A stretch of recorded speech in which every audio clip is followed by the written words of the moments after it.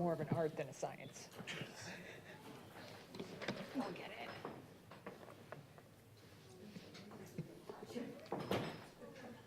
We're at the haunted house at We get the last one. Number 3 is We might have to start without them. Oh, I Where's Chip when you need him? You know? door. be careful with. watch your fingers. That's going. Oh, really? I think it's because of that one. Only trained people that we insure. You might need to go. That's just, You can go through the kitchen. Let me in. okay, let's go.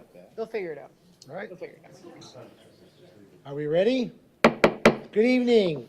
Welcome to the August 27th, 2024 City Council meeting.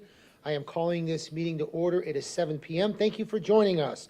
First item on our agenda is our invocation and our pledge allegiance to the flag, led by our city attorney, Tom Trask. Please rise. Heavenly Father, we come humbly before you to ask your divine guidance and help in our deliberations this evening. We especially ask for your blessing on this new city council as it is seated this evening and begins its work. We give our special thanks for the faithful service given to the citizens of Oldsmar by your servant, Sandy Grimes. Our prayer is that Sandy will continue to participate in the affairs of the city of Oldsmar so that her contributions can further enrich our lives. This we pray. Amen. Amen.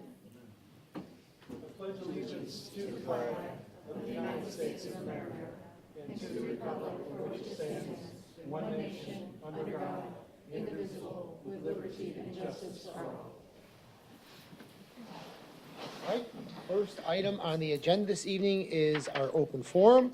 Each speaker will be recognized once and will be limited to a 5-minute presentation on any subject that is not scheduled for a public hearing. The open forum will conclude at 7:30. If you wish to please speak, please state your name and address for the record. If you'd like to speak, please fill out a comment card in the back of the council chambers. I will proceed with the order collected. If you do not fill out a speaker card, you will have the opportunity to speak after those called.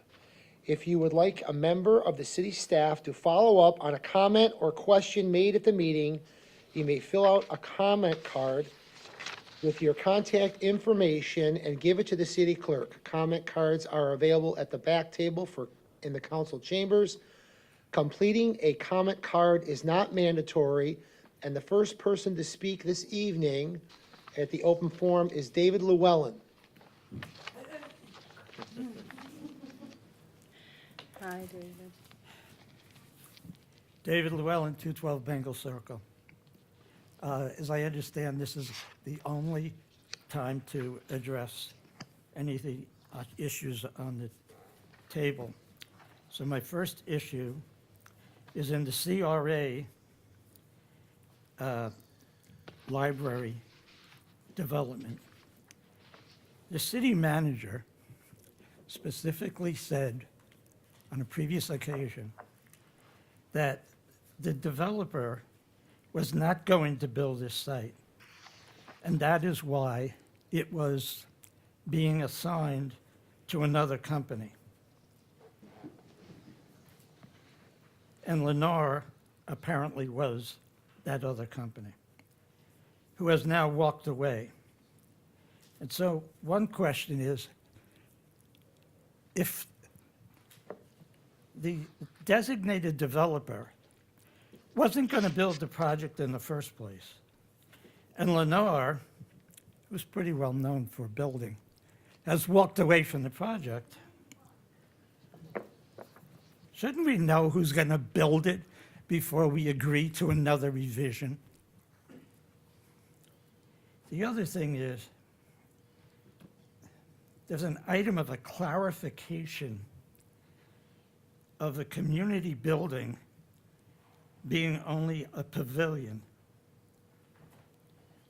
I was at those presentations, and there was a gentleman from the developer's office who lived on Arlington who specifically told us about the changes that were made, the improvements, the roadway change, the swimming pool being moved. And that nice little community building, which would really be nice for those of us that are thinking that maybe that would be a nice place to move to. But now we're told it's only a pavilion. And how can we just go ahead and agree to that just because he says so? The site plan that had previously been submitted says that it was a community building, changed to a pavilion. How did we agree to that? That's your office.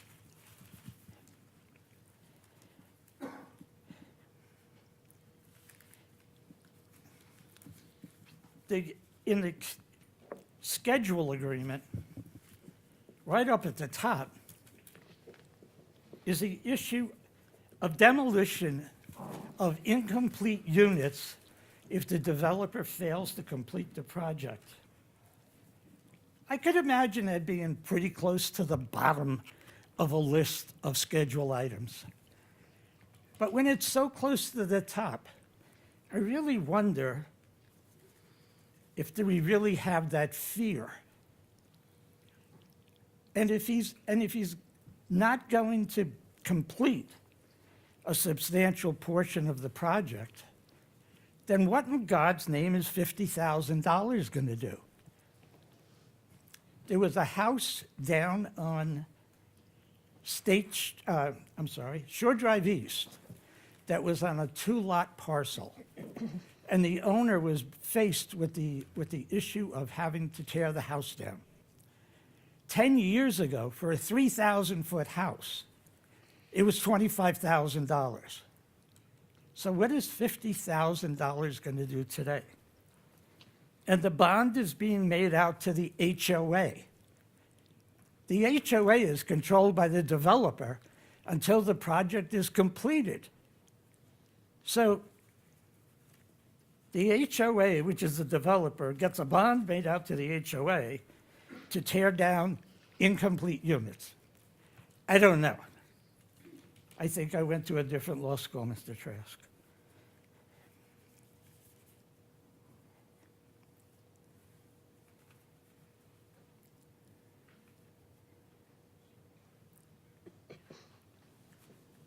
I think we need to seriously look at this entire development at the library before going through 3 or 4 more revisions that we forget about what we were going to do in the first place. I remember being reported in the newspapers that the library site was for sale for almost $5 million. And right now, you don't have any money and you don't have anybody to build the project. Goodbye. Thank you, David. Next, Jerry Beerlin. Mayor, come on up.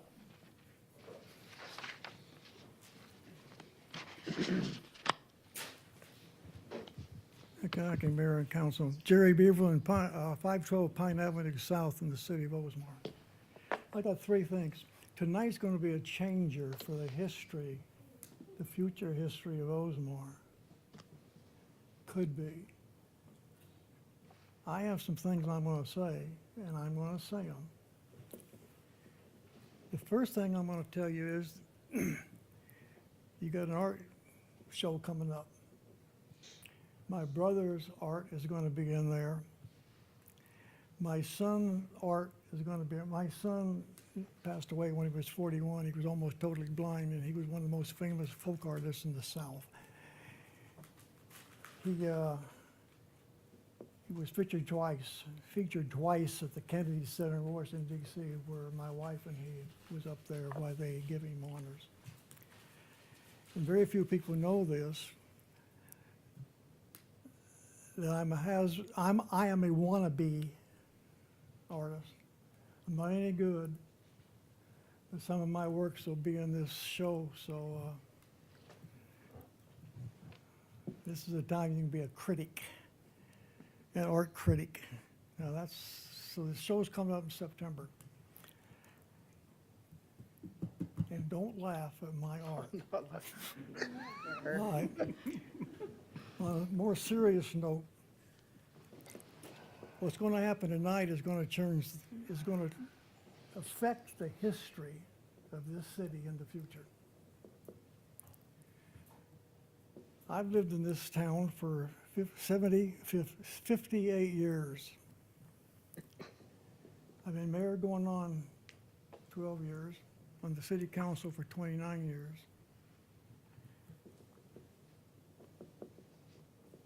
And I have a right, as everybody else, to voice their opinion, and that's what you're going to hear tonight. First, I'm going to talk about the right-of-ways on St. Petersburg Drive. In 1926, they built the bridge over to Pinellas County, that part of the county. And they designated St. Petersburg Drive as 580. It didn't have a name up until that time. Then it was named St. Petersburg Drive, because the only way you could get to St. Petersburg from North Hillsborough was through the city of Oldsmar on St. Petersburg Drive. That was going over to St. Petersburg. DOT has kept that mode all these years. And the city, when I was mayor, it was dedicated to the city of Oldsmar, and we mowed it. Now, what you've done, I will say this is personal on my part. You don't treat the residents of Oldsmar the way they've been treated on St. Petersburg Drive. You've told them now. I am speaking to the council, each council person. You're the people that make the rules. The city manager only does the rules after you make them. And I'm saying that was wrong, as how it came out. Whoever interpreted the ordinance, that's fine. But for the last 50 years or 40 years, it's always been mowed. And then you are telling the people on St. Petersburg Drive, now you will mow the ditches. How can you possibly mow the ditches when all you have is a lawnmower? That was wrong. You don't treat citizens that way. You either give them time to work on it, or you change the ordinance. Drive St. Petersburg Drive and see if you can mow one of those ditches. Now St. Petersburg Drive is looking horrible in places. I don't care what the ordinance says.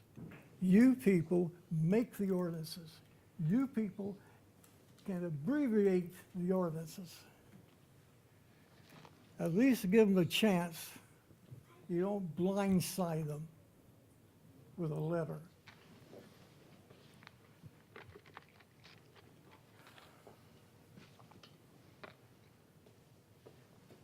We just had an election. I don't care about that bill.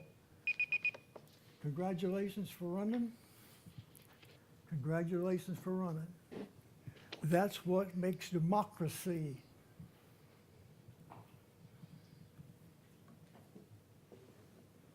And this whole election cycle was based on one word: density. When I was mayor and I was on council, I always considered how my vote was going to affect the people in the city of Oldsmar. I told you, where you used to live, you didn't drive out of your driveway and you didn't see a big hotel there because I didn't want a hotel there. And I went to the guy that owned it and I said, there's a certain thing he wanted done. And I said, I'll tell you what, you give us that land and we'll consider what you want on Pine Avenue. All right. So a hotel was not built on Hayes Road.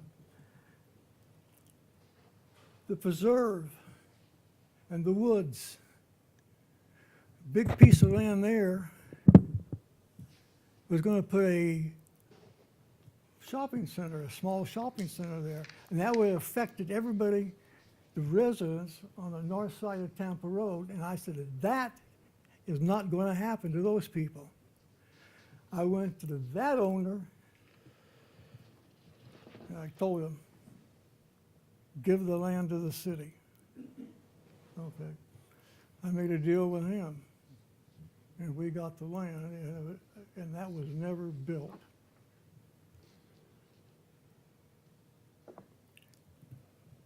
There's not a person on this council, if there is, raise your hand, that wants a density next to their house. No person would want that. The Christian school owns $4 or $5 million worth of land down on Lafayette. Brother Eddie died this year. He controlled the whole thing. You have put it in place now. And if they sell that land, you might get up with a hotel on Lafayette because that has been voted on for density. Mayor, I'm going to shut up. Thank you. If this goes through, I'm going to make this next election really interesting. If this goes through, I'm an old fart, and I know it. And one of the first things I'll say, I'm old. But just because I'm old doesn't mean I'm doopy or stupid or can't have the future of Oldsmar in my thoughts. I've worked for over 50 years serving the people of this town. We moved here, it was 800 people. I served on big boards in Pinellas County. I was chairman of those boards. You know, I got on the Pinellas Planning Council for one reason, because the representative from Oldsmar sold the city out. And I was mayor at the time, and I said, I'll take your place. And I put him off of it, and I went over there, and I represented this city. You take care of the residents of this city. If this goes through, I'm going to run for mayor.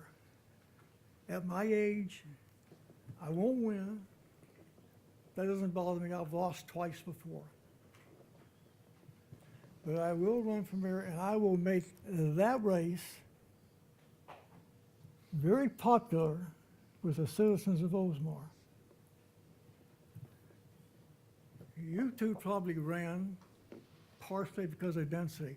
I will run because of density, and I'm telling you right up front. If it goes through, I will run for mayor. I will make this race so interesting, and I'll enjoy every minute of the race. Thank you. Thank you, Jerry. Thank you. Thank you. I'll shut up and sit down. Are there any other persons wishing to be heard? Come on up. You're next.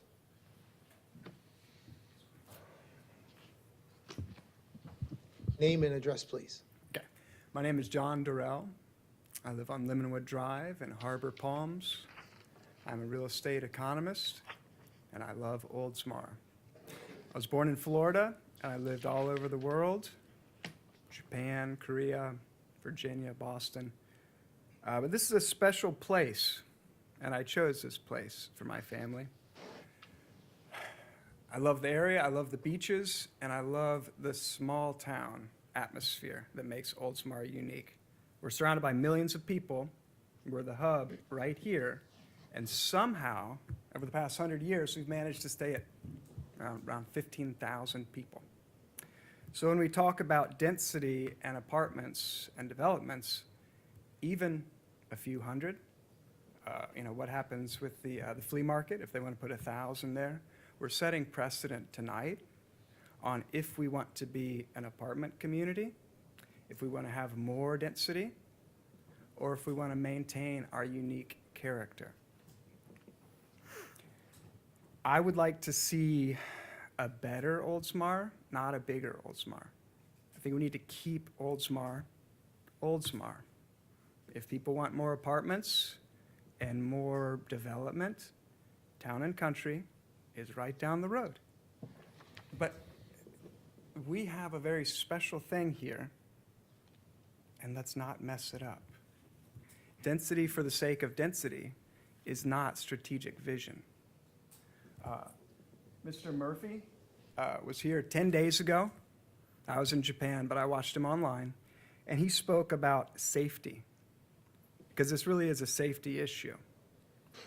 More density, more traffic, more cars, more accidents, more fatalities. We had it here recently with a young girl, and it's heartbreaking. And we can put up a lot of speed bumps and a lot of stop signs, but in reality, it's a mathematical equation of density. Higher density will mean more accidents and, God forbid, but statistically, more health issues to our citizens. Mr. Murphy also talked about the community ideas that were talked about initially, but were absent from the plan. I went to the meeting at the library approximately like a month or two ago, and I talked to at least 10 people. Everyone was against the plans that I spoke to. I know it's not 100% in the community. You have the surveys, you have the data. But I do know for a fact that the majority of Oldsmar residents are opposed to this development. So it's primarily a safety issue for me and my family. My wife driving in these already congested roads. Pinellas County, as we all know, is the most densely populated county in Florida. Approximately 3,500 residents per square mile. We're the most dense already. Do we need more density? That's a question. And you'll have the opportunity to vote tonight. It's a safety issue. It's an election issue. The people have spoken. Congratulations, Valerie. I knew one issue about that election. I knew its density. I would rather be on the beach with my family tonight. But I'm here because I understand that this sets precedent for the next few years of development. And we're such a small community in population, about 15,000, that these projects can drastically change the community. We've had open forums, we've had open houses, we've been very transparent, and I thank you for that. I think that the people on this council have good intentions. I think you're doing 90% correctly. But I think this density issue has become the primary issue. So if we mess that up, the other 90% is overshadowed. So this is an election issue, but it doesn't have to be a negative election issue. This can be a positive election issue. And you can stand with the people of Oldsmar, the residents of Oldsmar, or you can stand with the out-of-town developers and the out-of-town consultants. So I hope you choose to side with the people. Thank you very much. Thank you, John. Mr. Murphy, come on up.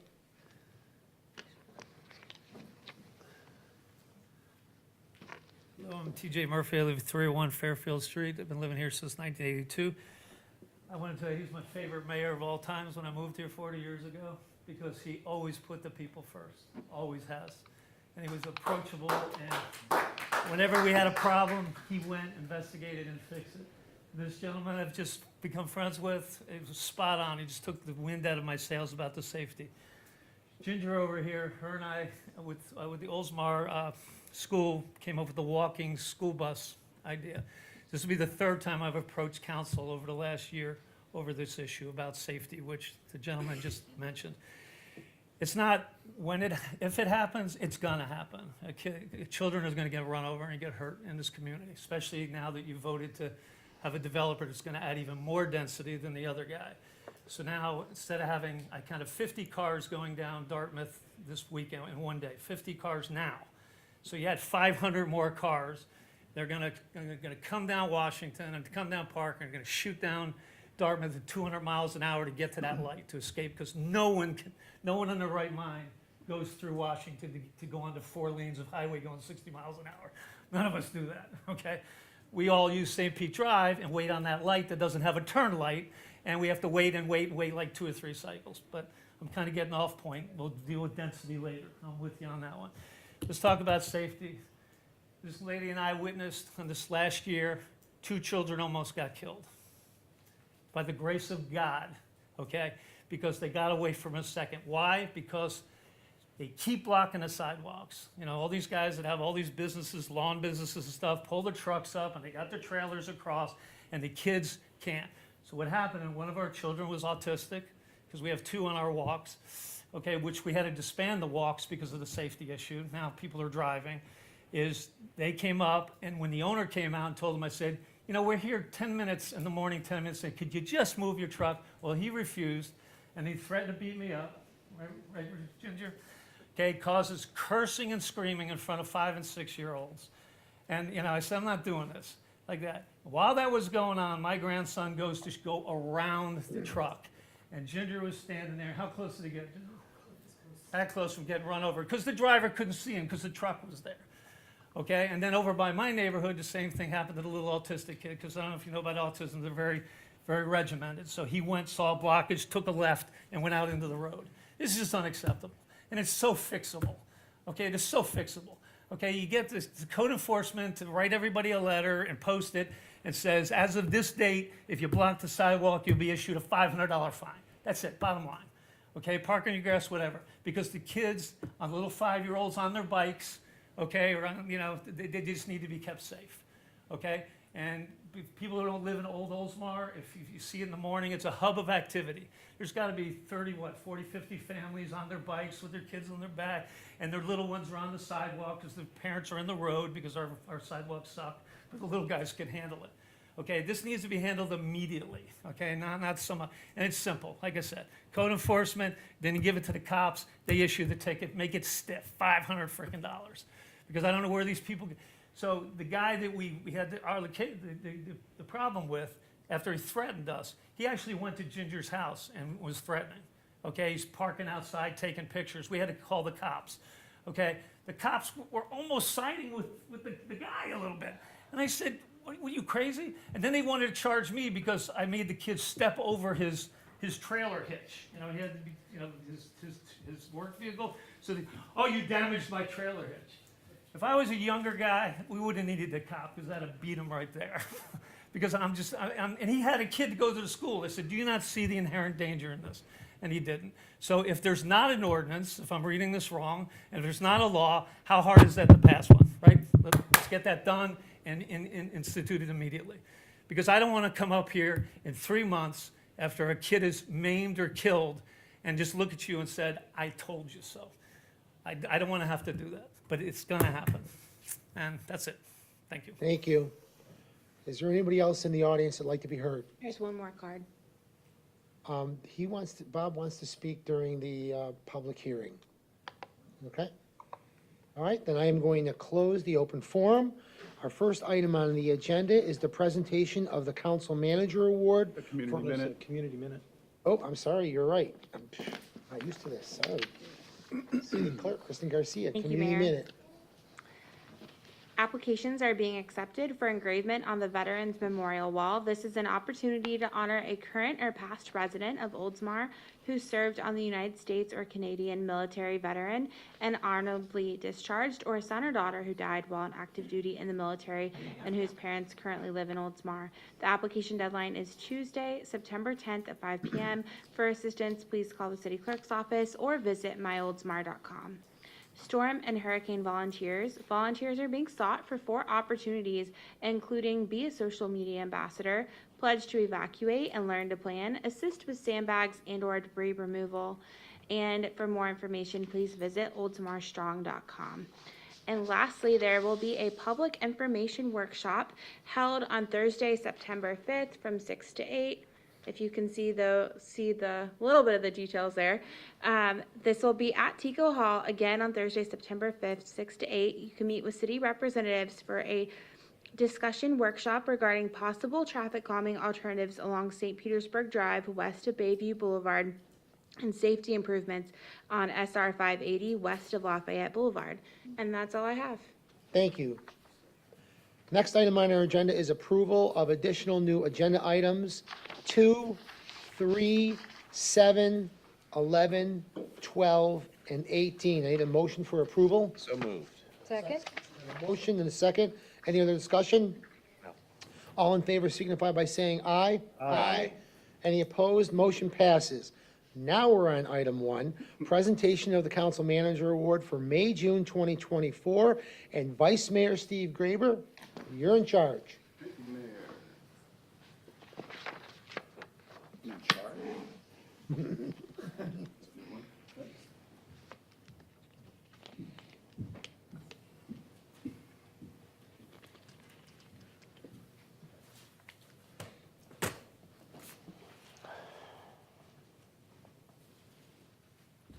We have a new mic. Oh, that is loud.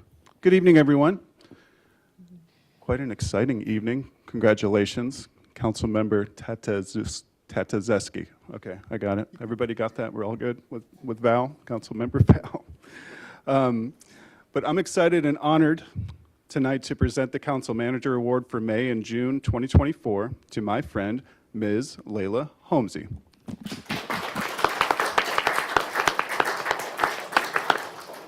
Layla grew up in New York State in the small town of New Hartford, which, as of the 2020 census, had a population of just under 22,000 people. Speaking from experience as having grown up in Buffalo, New York, I know I've got some other New Yorkers in the house. My guess is that while Layla absolutely adored the winters in New York, an acceptance to USF in 2004 felt like a fantastic opportunity to move to Florida. We're certainly glad she did. Layla proceeded to attend USF, go Bulls, and earn her bachelor's degree in elementary education.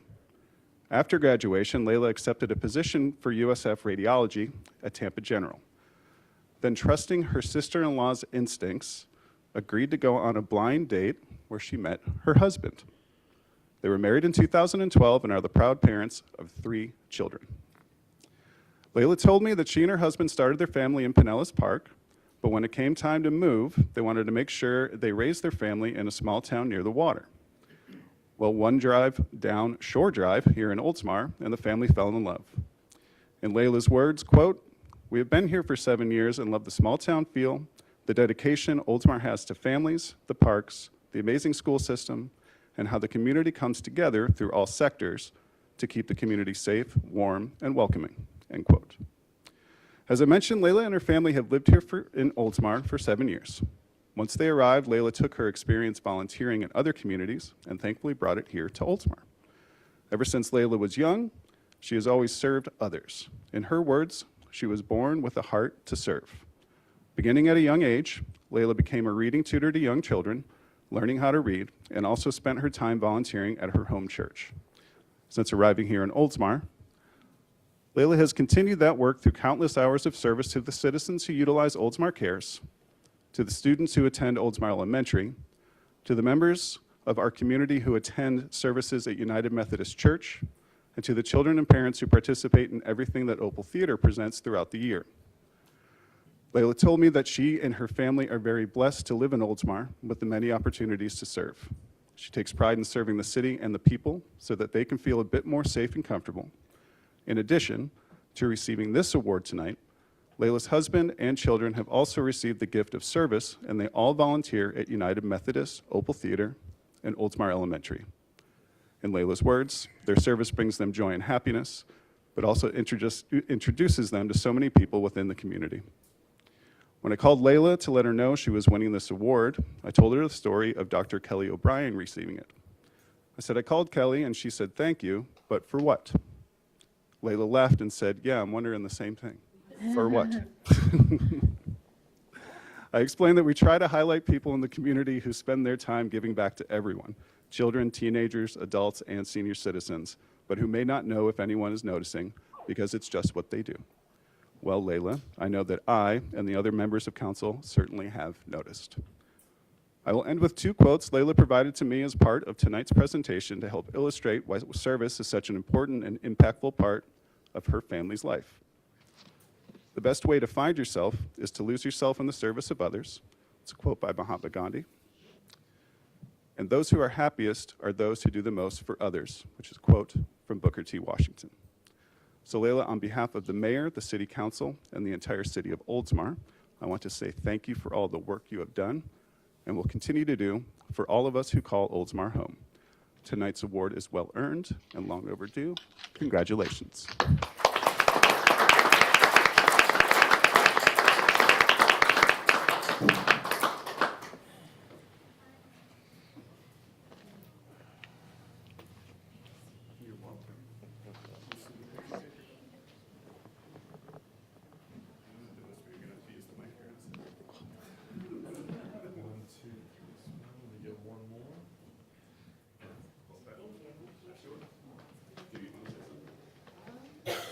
Yeah, speech.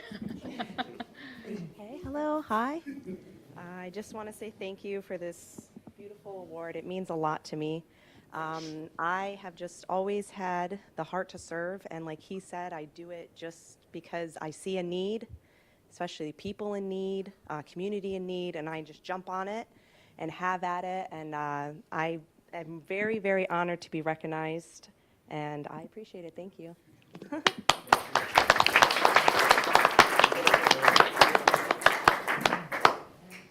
Family photo. Yeah. Yes, we're taking pictures. You should bring a family up, get a family photo. And Come on. Matt. Yeah, Matt Jackson. No, it's all right. We get out of the way.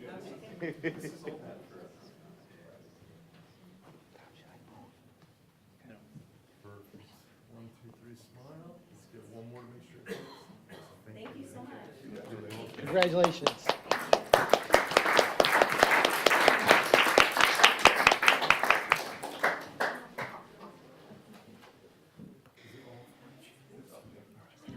Thank you, Vice Mayor. Great job.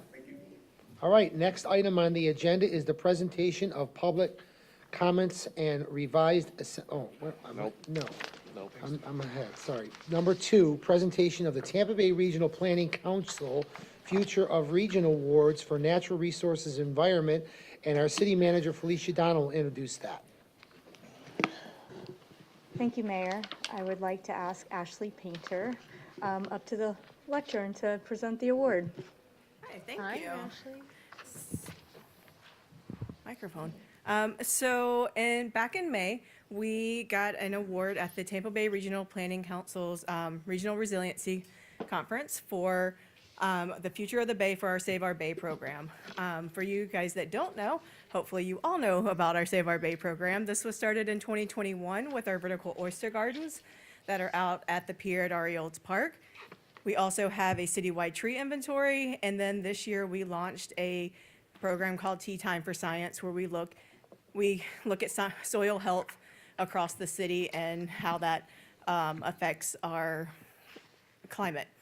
So this was presented to us at the Resiliency Summit, and I wanted to present it to council tonight as just so you guys can see how great we're doing in the city. The resiliency. I don't know.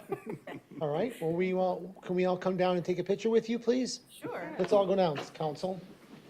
Tom, you want to join us, please?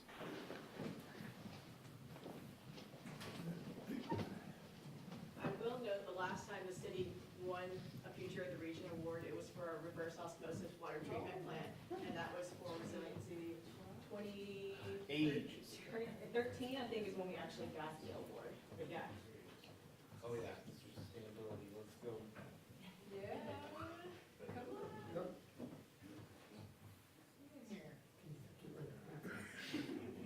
So can you tighten in a little bit? There's, we got everybody, awesome. 1, 2, 3, let me get one more. 1, 2, 3, got it. Great job, guys. Thank you so much. Congratulations. Good job.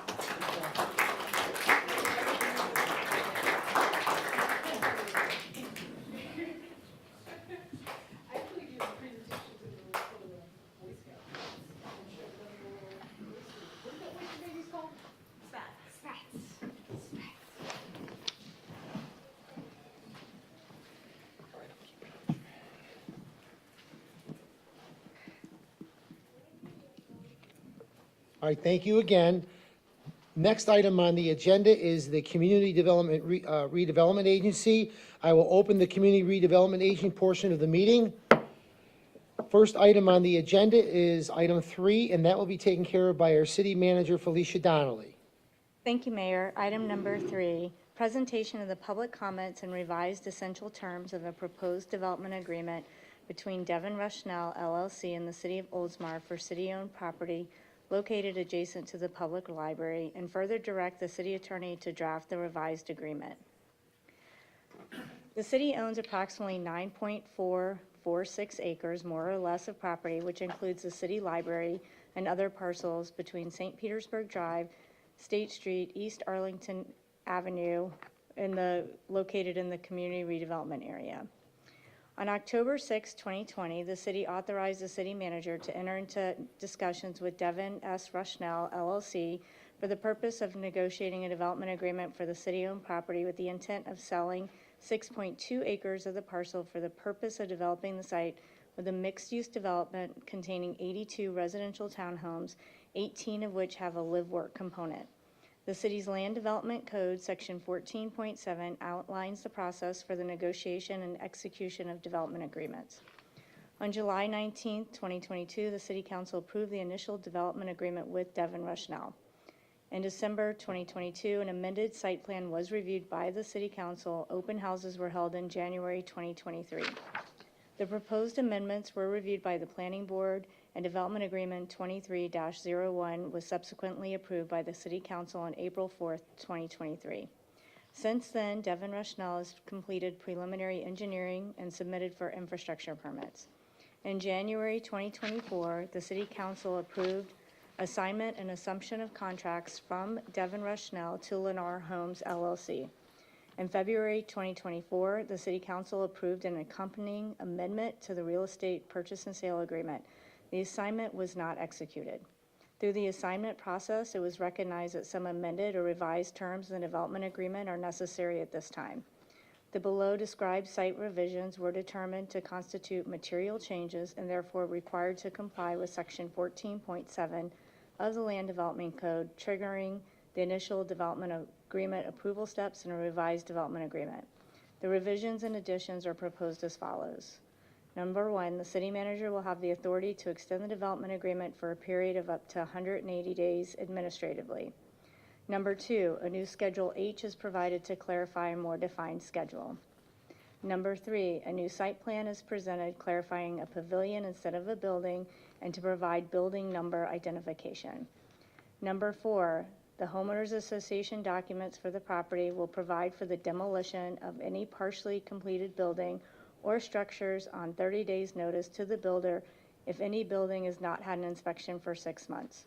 Devon Rushnell LLC will post a $50,000 cash bond on behalf of the HOA at closing to cover the cost of the demolition. Number 5, due to the critical importance of the project schedule and its completion, the developer shall commence annual payments of $2,430 per unit for which a certificate of occupancy has not been issued, beginning 60 months from the execution date of the development agreement, subject to state or federal executive order extensions. This obligation will continue each year until all 82 units are completed.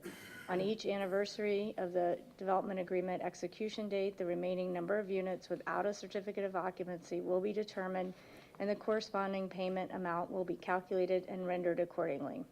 Number 6, includes specific provisions that refer to the Pinellas County surety, performance bond, and maintenance bond requirements as specified in Pinellas County Code of Ordinances, Section 154-264, Parent E. Remove existing 9C of the development agreement. All other provisions will remain as previously adopted. As this is a city-owned property in the CRA, the city hosted 3 public open houses and an online survey to present the revised plan and essential terms to the public. The open houses were conducted on August 15th, 19th, and 20th. The feedback from the open houses and online survey are attached. In accordance with the Land Development Code 14.7, the City Council shall review the amended site plan, amended development terms, and public comments from the open houses, and shall, if it determines to proceed further with an amendment to the development agreement, direct the city attorney to draft the amended development agreement for further consideration of the City Council. All right, thank you. I'm looking for a motion for approval. So moved. Second? I have a motion and a second. Do we have any discussion on this item from anyone? I just want to make sure that I understand the motion. The motion is to approve the revised essential terms of the proposed development agreement between Devon Rushnell LLC and the City of Oldsmar for the city-owned property located adjacent to the public library, and to further direct me to draft the revised development agreement. That is the full desired motion. Thank you. You're welcome. We have a second. All right, all in favor signify by saying aye. Aye. Any opposed? Motion passes. Next item on our agenda is item 4, and the city manager will also take care of that. Item number 4 is authorize the city manager to begin negotiations with the highest-ranked developer, Stanberry Development Group, for the redevelopment of city-owned properties bound by State Road 580, Tampa Road, State Street, and Washington Avenue, known as the City Hall site. On March 26, 2024, the City Council approved the request for proposals for the Town Center City Hall 8-acre site. On June 17, 2024, the city received 2 proposals for the site's redevelopment. As part of the community engagement efforts, the city held a public open house on July 17, 2024, for the public to review the proposals, talk to each developer, and provide comments. In addition, comments were also received electronically. On Saturday, August 17th, the City Council held a special meeting to hear formal presentations from the developers, ask questions, and rank each proposal based on the specific criteria outlined in the approved request for proposals. Please find attached the memorandum demonstrating the individual points awarded by each council member. Stanberry Development Group was scored the highest by each council member. The final ranking weighted score was Stanberry Development Group, 40.233017, Office America Group, 34.603883. The next step in the development agreement is to consider authorizing the city manager to begin negotiations based on the weighted score with the highest ranked proposer, Stanberry Development Group. All right, I'm looking for a motion. The recommended motion is authorize the city manager to begin negotiations with the highest-ranked developer, Stansberry Development Group, for the redevelopment of the city-owned properties bound by SR 580/Tampa Road, State Street, and Washington Avenue, parentheses, the City Hall State. Site. Thank you. Have a motion to approve? So moved. I have a motion and a second. Is there any other discussion on this item from anyone? Councilmember Knapp, your motion? Yes. I would just like to start off by, thanking staff for getting us to this point as far as conducting the open houses and following this process to where we're at today. And really, I think this kind of stems back from Vice Mayor Graber's intention to kind of pause and rethink this whole process, make it more transparent, and really get a lot more input and ultimately arrive at something that I believe may be more palatable to those out there. I know some comments were made as far as density goes this evening, and obviously have been made in the past. And the way I look at, because obviously right now we're just talking about approving negotiations, right? Where there's by no means are we locking in a plan this evening, but in an alternate reality, if instead of the city buying up the land that is currently owned by the city, and if somebody came in with this plan that is currently as a conceptual plan, they're marginally over the original density that was allocated for those sites or for those parcels. Obviously, the other proposer would have been far under that. I think they were only at 24 units per acre. So granted, I know that's a very contentious issue as far as reaching for the ceiling, which in either case, no one's anywhere near that as far as what bonus is potentially available for developers of that site or any other site within the town center area. So in my eyes, right now, I think it's fair to proceed with the negotiation because things may change as far as the conceptual plan goes as it relates to unit count, or the layout. Obviously, some things are more difficult to change than others for one developer or any developer out there.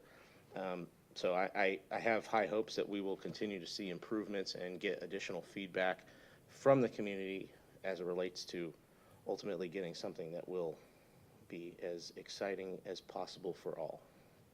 That's where I'll leave my comments for now. Thank you Mayor. very much, Councilmember Knapp. Anybody else? Vice I Mayor? just wanted to say, and to Councilmember Knapp's point, I believe the one was at 24 units per acre, the other one is 31.25. Correct. So the density can go all the way up to 65 units per acre, which I believe was the basis of the main argument that any developers may come in and go all the way up to the 65 units per acre because they can. And they, it's, first of all, to get that far, we're nowhere near. It's the 31.25, and that's if that's the final decision per the development agreement. We did pause negotiations with the previous developer. We've been in negotiations with other developers, at least from my recollection and recent memory, with two, and the negotiations weren't finalized, as we all know. But the discussion of density, it's 30 units per acre as it stands. And so one was beneath, one is a tick above, and that's subject to change. But it's always been 30 units per acre, something can be built there. I just want everybody to understand that. The incentive was up to 65 with the development agreement for vertically integrated mixed-use development, right? So when I heard those numbers were actually kind of hovering around the 30, I said, oh, well, that should be more palatable to everybody. But I think we're putting the cart before the horse and getting to that decision on that number. I think that'll be a part of the negotiation process. And what we're voting on tonight is to allow the city manager to proceed with negotiations with the developer that we selected after we paused negotiations with the previous developer and went through all of the community engagement to get to this point. So that's where I am. I just wanted to make those couple of points about this, Mayor. Thank you. Thank you. Councilmember Gannon, do you have any comments? Yeah, just a few. Thank you, Mayor. Sure. Yeah, to me, there's no determination at this point that an agreement can even be reached with the highest ranked developer. That's the point of why we're here tonight. And that's the decision that we're making. We all have seen the many, many points along the road in our land development code. You know, all five of us, save Valerie, ranked Stanberry as the, you know, the one that we were interested in most proceeding with. To me, we were not picking a plan during our work session. We were not picking a picture. We were picking a developer to move forward with. And the reason I know we weren't picking either one of those pictures is because we literally could not pick either of those pictures because neither of them actually in any way conformed to the code that we currently have. So we already know that what's in those pictures is not going to be something that's going to be in front of us. There might be variations to it, but I'm interested in seeing what can be proposed to the city. I'm interested in finding out the answers to the very real questions that our residents have about safety, the questions that they have about the big word density. I do understand that, you know, one of the proposals, you know, was within the density that's already allowed. One is slightly higher, but that's by no means set in stone.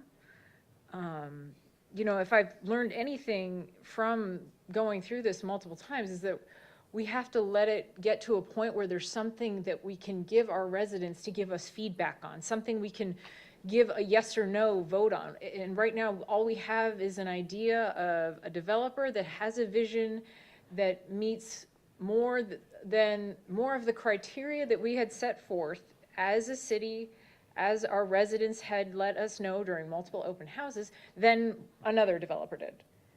And so to me, that is what is in front of us tonight. Something else is, don't mean to put you on the spot, Tom, but I'm going to, because of course that's my job. It's my understanding that the legislature recently passed a provision that would require the city and all cities, all municipalities, to list municipal-owned land that could potentially be available for dispensation for affordable housing. Is that correct? That's correct, absolutely.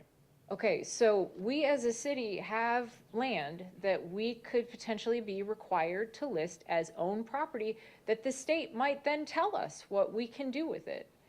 And I feel very privileged to be up here and to be getting feedback from our residents about what we as a city want to go there. Because I don't want to know what the state wants to go there.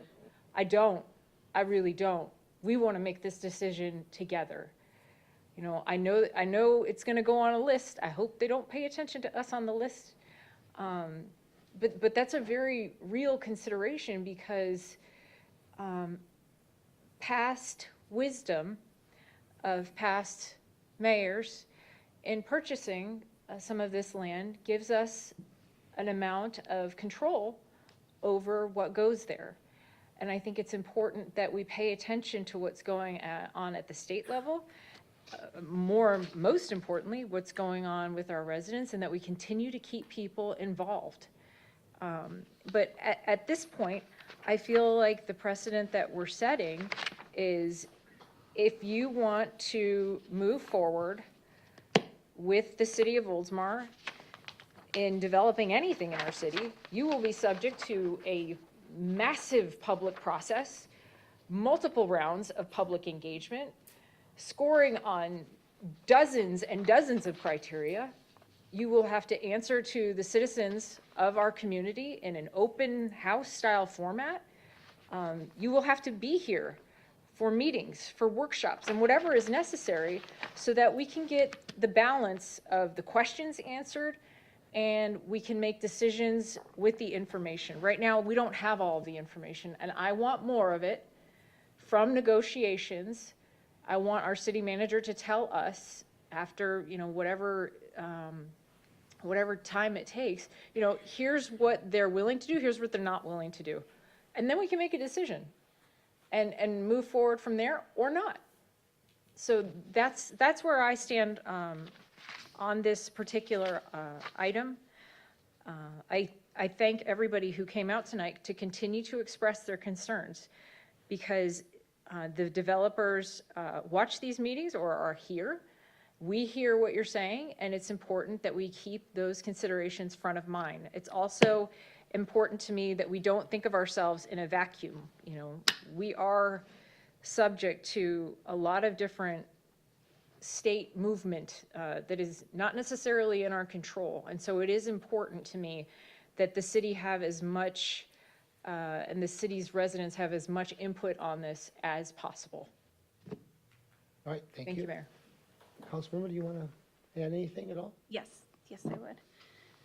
How fitting that this is the first time that I'm speaking at a city council meeting. I want to be very careful with my words because I don't want to seem ungrateful for everybody who put the time and energy into this process. I know that staff took a lot of time into this, and I know how much work and energy both of the groups who presented at the library, you guys went above and beyond to make sure that this process was transparent, that everybody had the information that they needed. And hearing from the public, everybody is extremely grateful for that.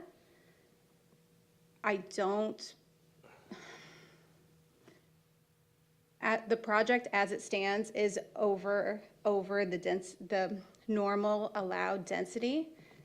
This was the subject of the last 3 elections. The public is telling us something, and I think it's extremely important that we listen. I think rushing through a project for fear that the state might take over land would be irresponsible.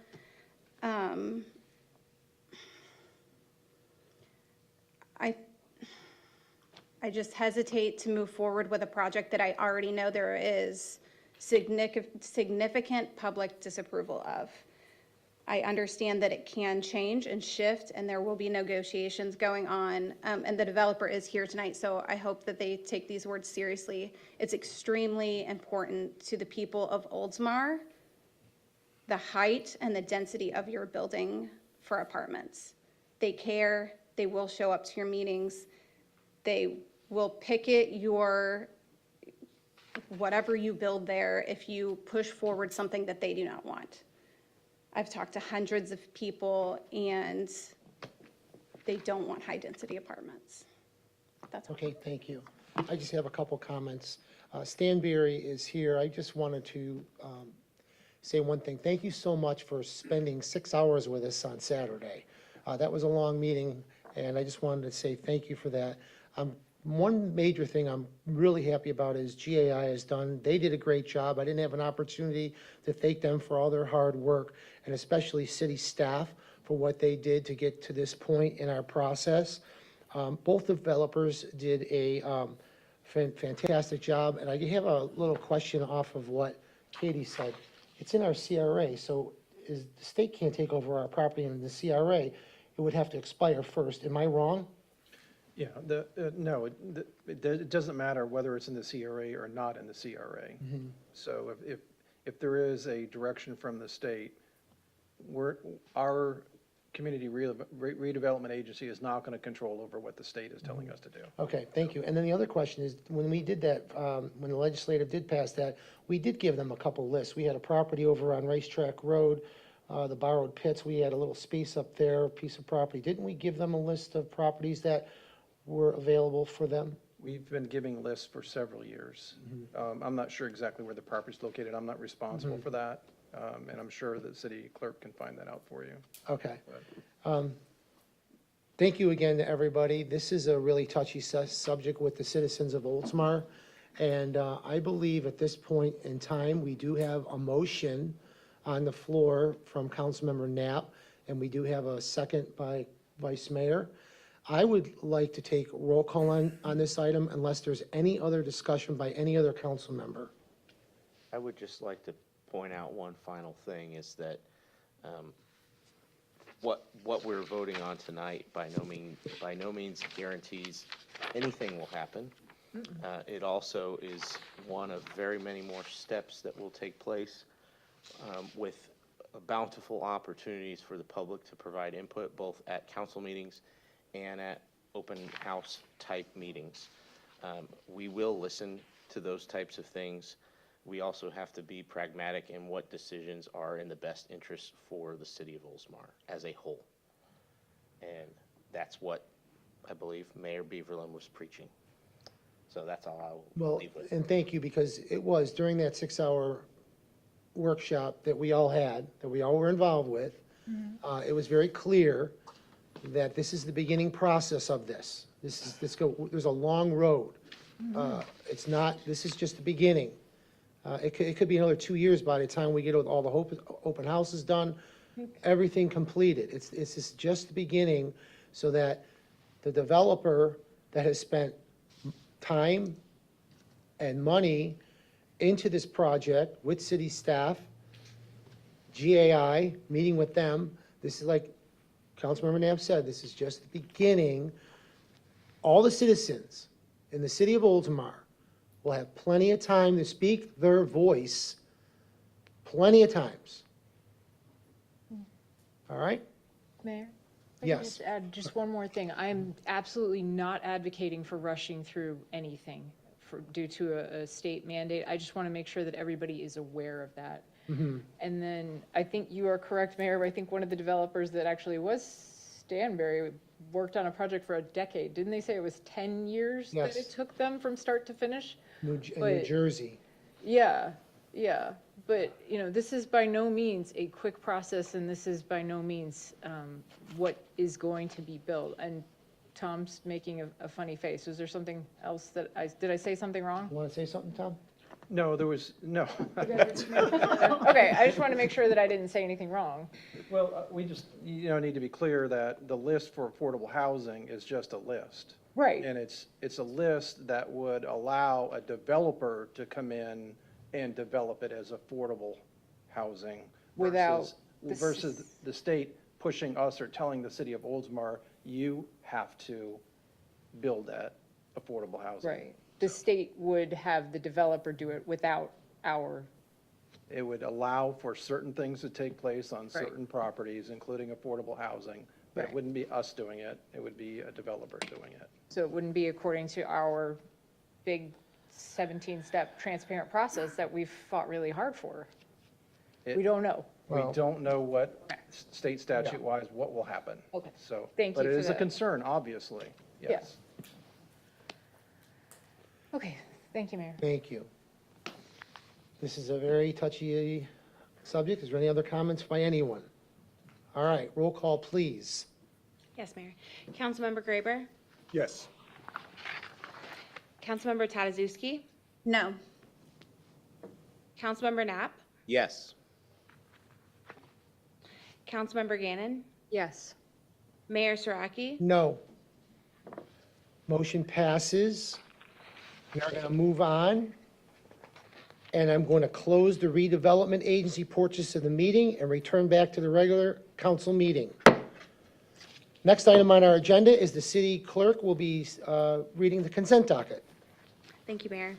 Item 5, approve minutes of August 6, 2024 council meeting. Item 6, approve minutes of August 13th, 2024 council work session.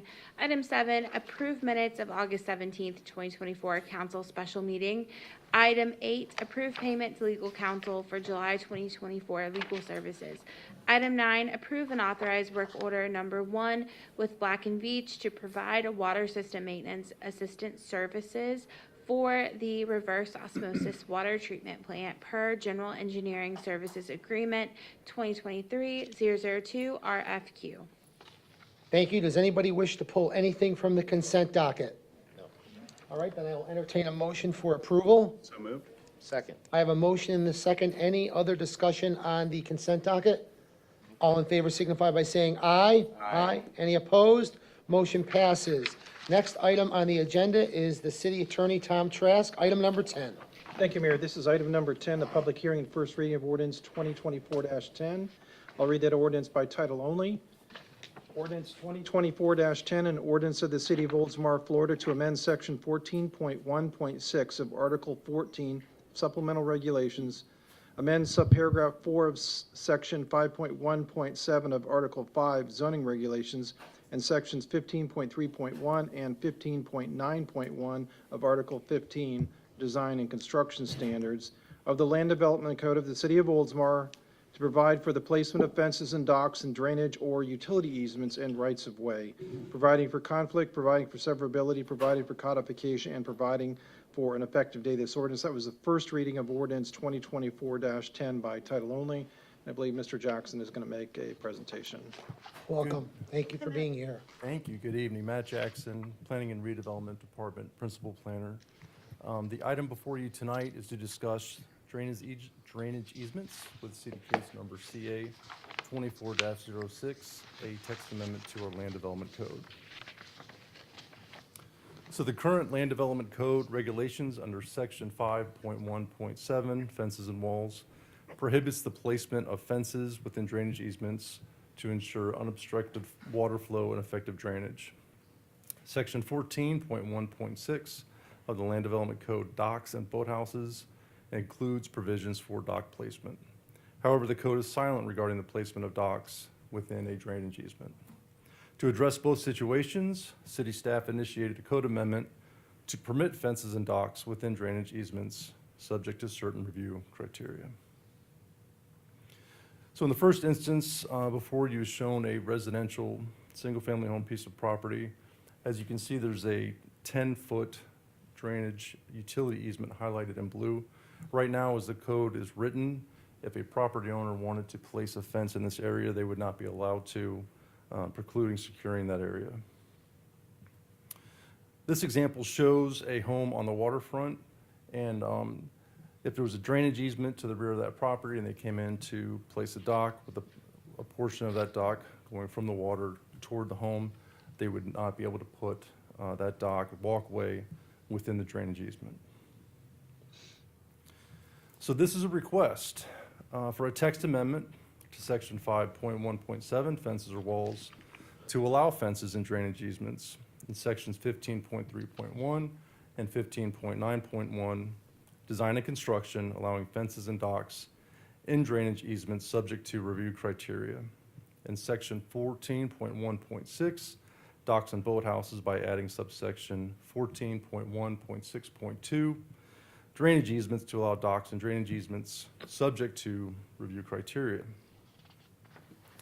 So the text amendment request was reviewed against the three conditions outlined in Land Development Code Section 3.13.2.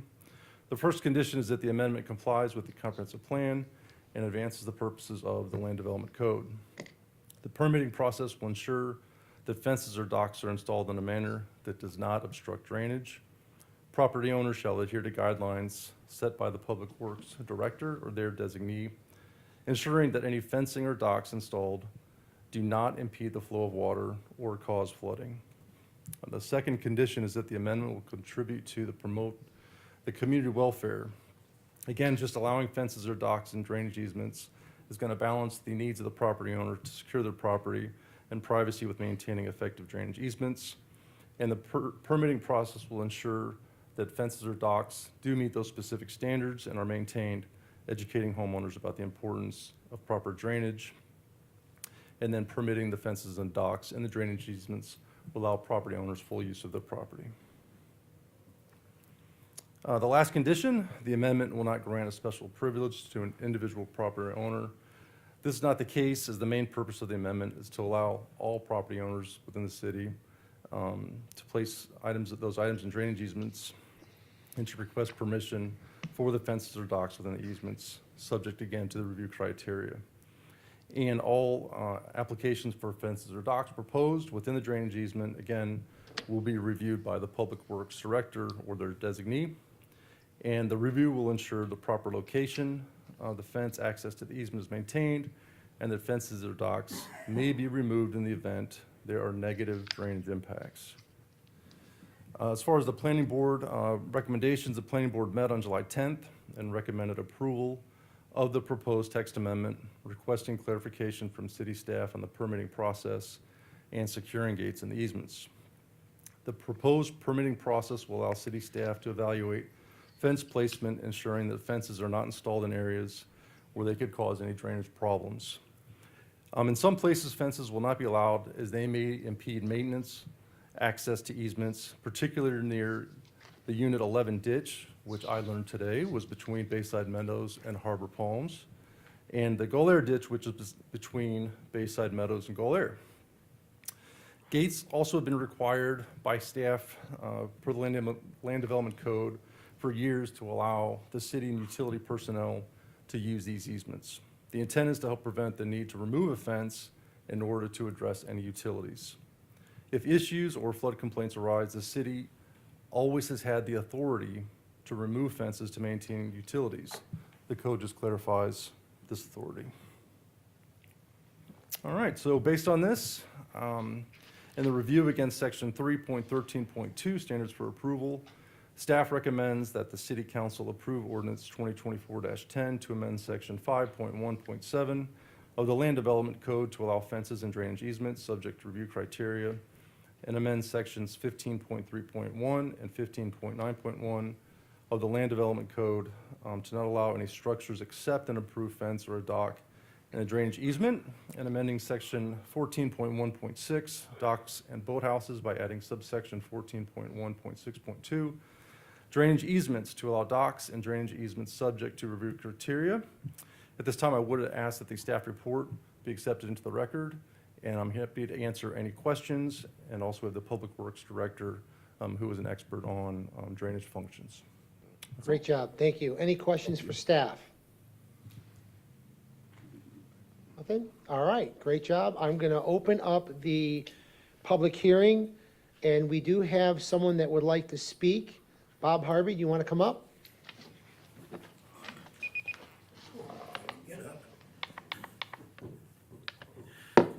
My name is Bob Harvey. I live at 419 Tangerine Drive.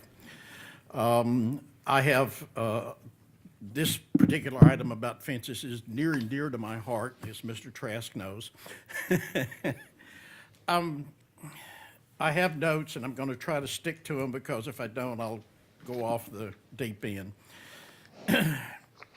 About a year and a half ago, well, I have put up 3 wood fences since I've been in my house for 43 years, and all 3 of them, of course, have come down. Well, the last one was blown down by a hurricane, and so we decided to bite the bullet and put in a PVC fence.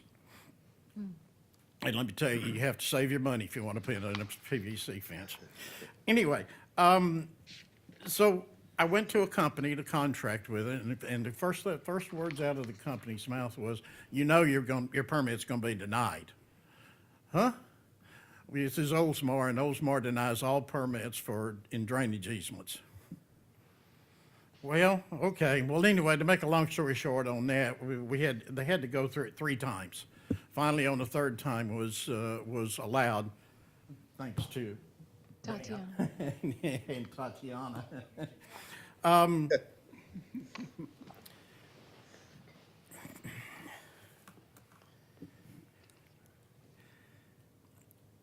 Dan even came out to the house and looked at my situation, looked at the property, and I think, I'm not positive, but I think that was where the gates and the easements came from, is when we were talking at my property and he was looking at what's going on. I'm not sure, and that's just a thought of mine.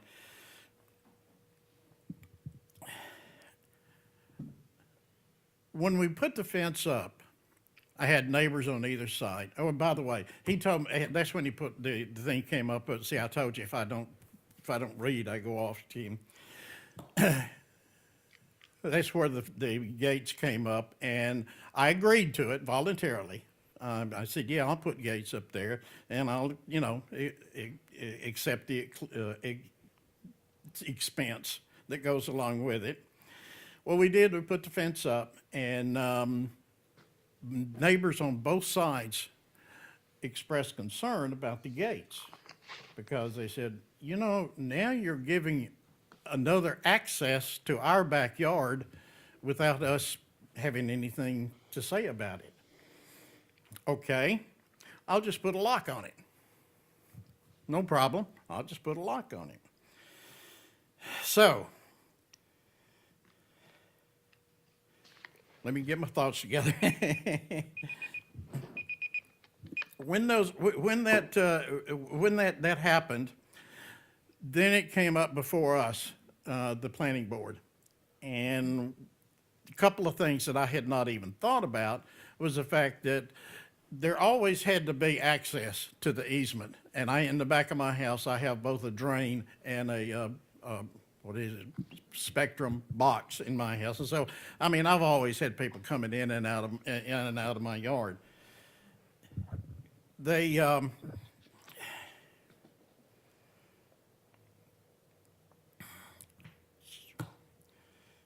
I'll get there. I apologize. I'm just not a very good public speaker at all. So when we looked at the proposed regulation, the first thing I noticed was subject to staff review. I thought, that's extremely open-ended, extremely open-ended. Is there any way that we can put some kind of, caveat on that to say, there's certain things that can be done and certain things that can't be done? Well, I realize that there's no way you can just put everything that possibly could be done or possibly come up in something of that nature. So I realized that just, there should be some wording, and if you go back and listen to the meeting, I was the one who made the motion to approve this, but with these caveats, and you go back and listen to it, and I stumbled more there than I am here about how to word that motion. But they just seem to be, it's just so open-ended.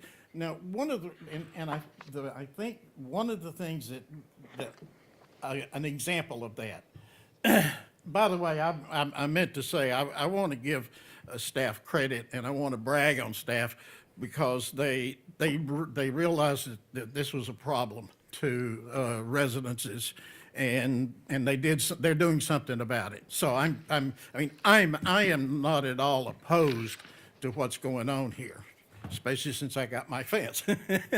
But so I think that they did a great job. But like I said, the open-endedness. An example of the open-endedness was, okay, when Dan came out to my house, and then the thing about the gates came up, that's staff review, in my opinion. We can do this, so let's require him to put gates up. Well, okay, I'll put gates up. You know what? Maybe we ought to make those gates gold. Now, granted, that's stupid, but it's reality. It could happen.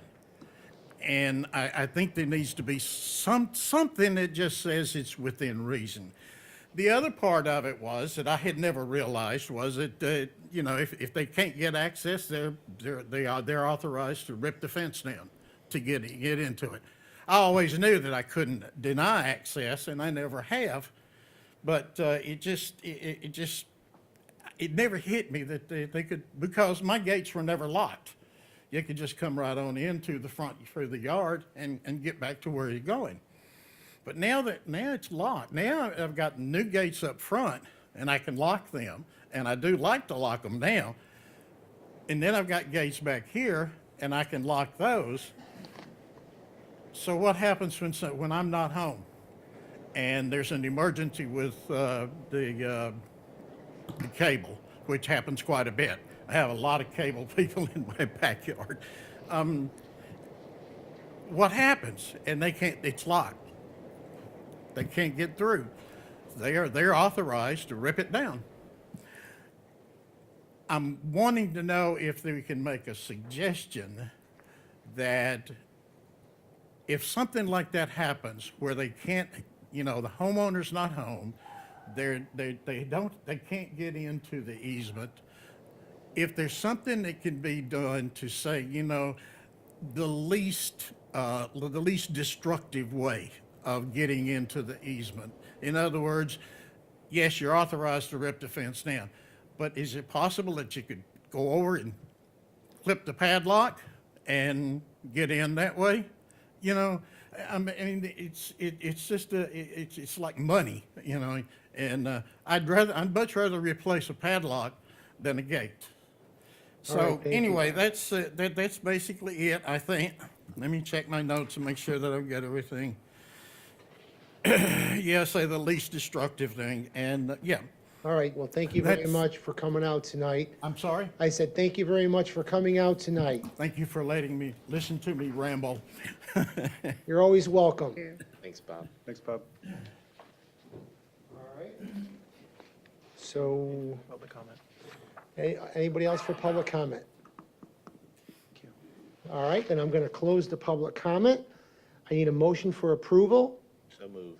I have a motion, a second. Motion, a second, any discussion on this item? Just, Mayor, real quick. Sure. Maybe if it would be the pleasure of the city manager, could I ask a question of Public Works Director? Would that be okay? Sure, Daniel Simpson. Daniel, could we just maybe, if you might, just a simple explanation of, to Mr. Harvey's concerns about kind of maybe a perceived arbitrary staff review versus is it really just a review of the land development code?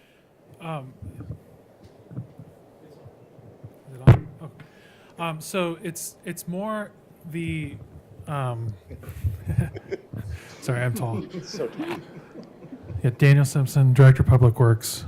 It's really that we had two areas that we're really concerned with that we just can't allow fences. And that's the ditches that were in question. There is some scenario that I can't, like there may be some crazy scenario that we would deny a fence somewhere else, but it would have to have a valid reason, you know. And it would typically be drainage. Like, in other words, you've got some drainage problem that you're creating, which you can't do that anyway, right? You can't create a drainage problem regardless of what we do tonight. or what you do tonight. It also could be like a significant maintenance burden. So the main reason we don't want them on those ditches, we have to get large equipment in the back. Did I answer your question? I think so. Okay. Yeah. Thank you. Thank you, Daniel. Daniel, Yep, Councilmember Gannon, go ahead. You have the floor. Now we got him up there. You're next. before you leave, Daniel, can you describe the process by which a city staff member might need to access the area, as Mr. Harvey mentioned? Sure. And actually, and because on this same kind of thing, and what equipment do they carry with them in case of an emergency and that all the gates are locked, as in the case Yeah. with Mr. Harvey? Obviously, we would try to, if there was a block on the gate, we'd use a padlock and cut the gate. A bolt cutter, yeah. Well, a bolt cutter, Yeah. yes. So that would be the, like it's when city staff or even private utilities are in there, they don't want to have to rip a fence down. It's going to be a lot of work, Yeah. right? So, and as a city staff member, obviously, we're going to get questions about why did you rip out Mr. Harvey's fence? Yeah. Especially after he's made them so clearly stated tonight. So we clearly will want to do the least damaging thing we can. But obviously, if you got a sewer backup in the middle of the night, like we got to get to the pipe, we got to do what we got to do. And You don't want that in your right. backyard, Bob. So I mean, You don't want that in your backyard. it's if it's happening and we have to do it right now, we have to do what we have to do. But that I don't know how many times that's happened since I've been here. It's pretty rare, you know. So that it isn't normally something we have to do. We normally would knock on the door, see if somebody's home. If they're not home, then maybe we use the bolt cutters. If we can't use the bolt cutters, so the problem is we can't just go walk around your property. Right. We have to stay in the easement. So Yeah. really the gate's point is to keep us from having to remove a fence. Right. Right. Thank you. Appreciate Anything it. else? No, that was it. I just wanted to make sure because I'm guessing the Spectrum folks the same kind of thing. If it's an emergency, it's already understood we try the least intrusive method of entering into the easement. Correct? Like so the specific language in the ordinance, but whatever that has been requested isn't necessary because it's already custom that the least intrusive methods are used initially. I mean, this may be more of a city attorney question, but I mean, they have a right to like whether Understood. they have a I'm right just to their saying that easement anyway. The practice of the public works, the employees there is, let's try the least intrusive method first, unless we absolutely have to get Yes. back there, and like nobody wants to knock a fence down. I guess Right, is and just- it's not just, it's self-serving. Like, it's a lot of work to rip a fence down, you know? Like, they would rather cut a bolt and keep moving, Yep. you know? Okay, that's all. That's it, Mayor. Thank you. All right, thank you. Anything? All right, Bob, you're all set. Now you know they're gonna cut your lock, okay? All right. Use the least intrusive method, Bob. All right, I have a motion and a second.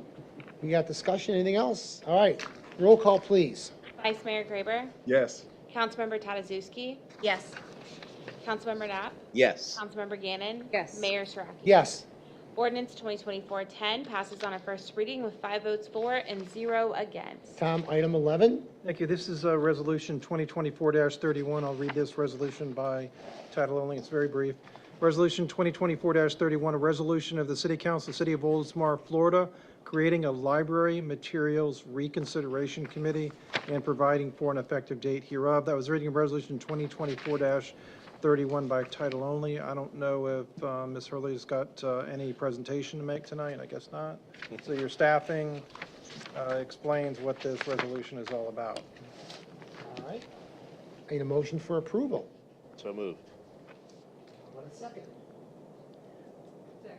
I have a motion. Hoping Valerie was going to keep jump waiting in for there. Val to make one. You guys have beat me to every one, so I was like, they're gonna beat me. I was anticipating you beating me. Trust me, it's usually much faster. We keep, All we just right, keep going let's till start they over. get Andrew, you made a motion. Made a motion. How about a second?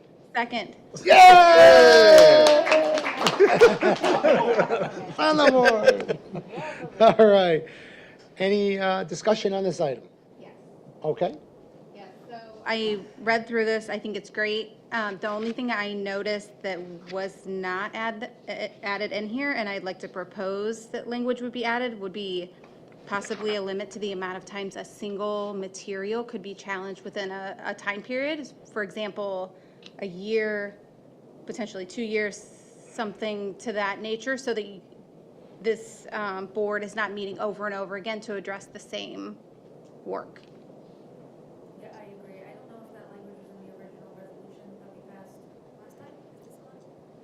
No. I don't have the resolution in front of me that set up the library material reconsideration policy.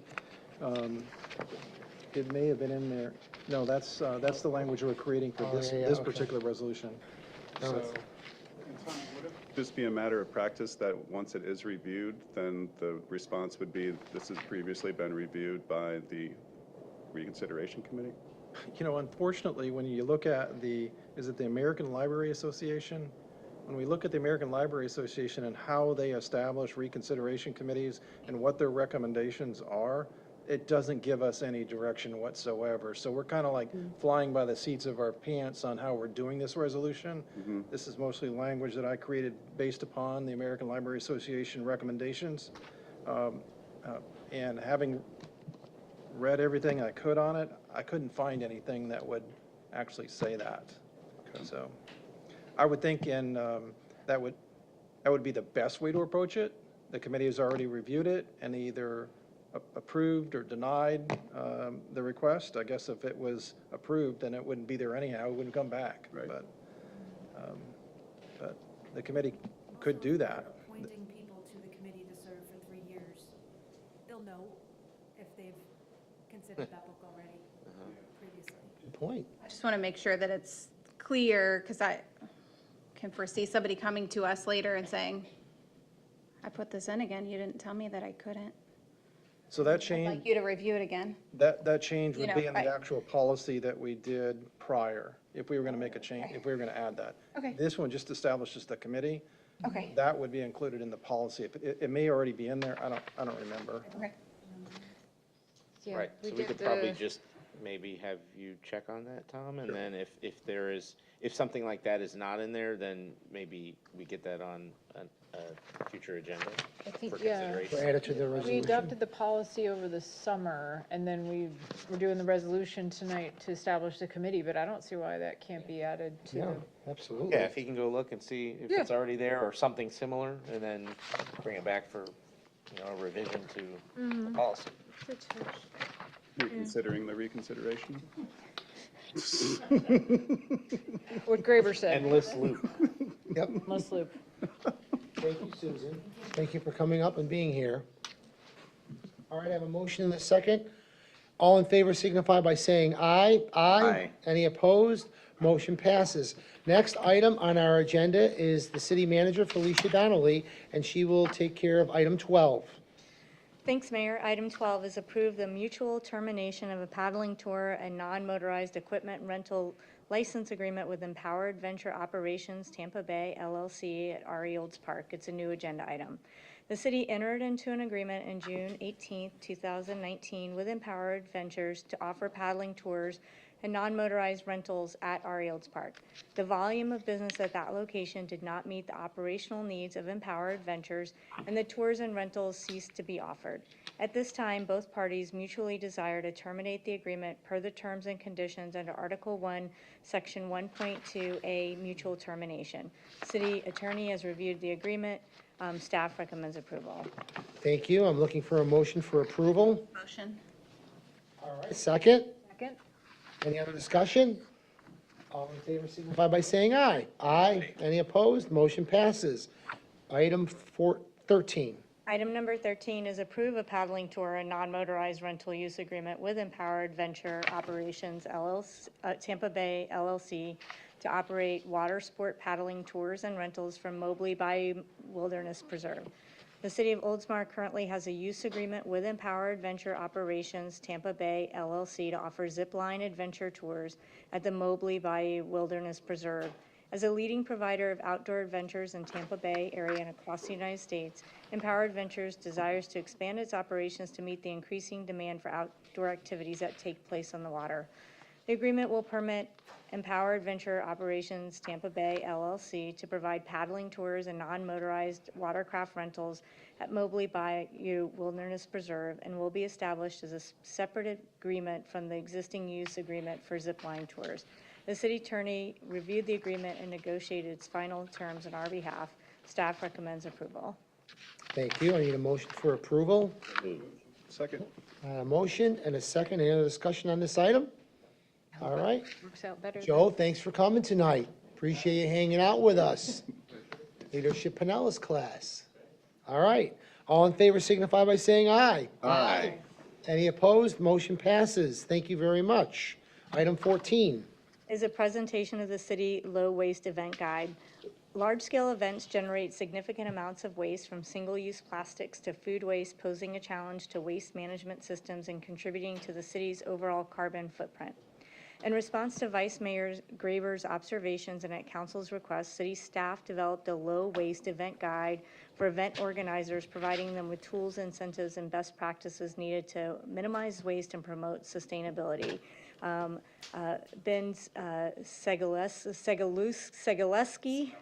Segalski, never get that right. Yeah. Okay, so Ben is here to present the guide. Pronounce it. One day, Ben. I apologize.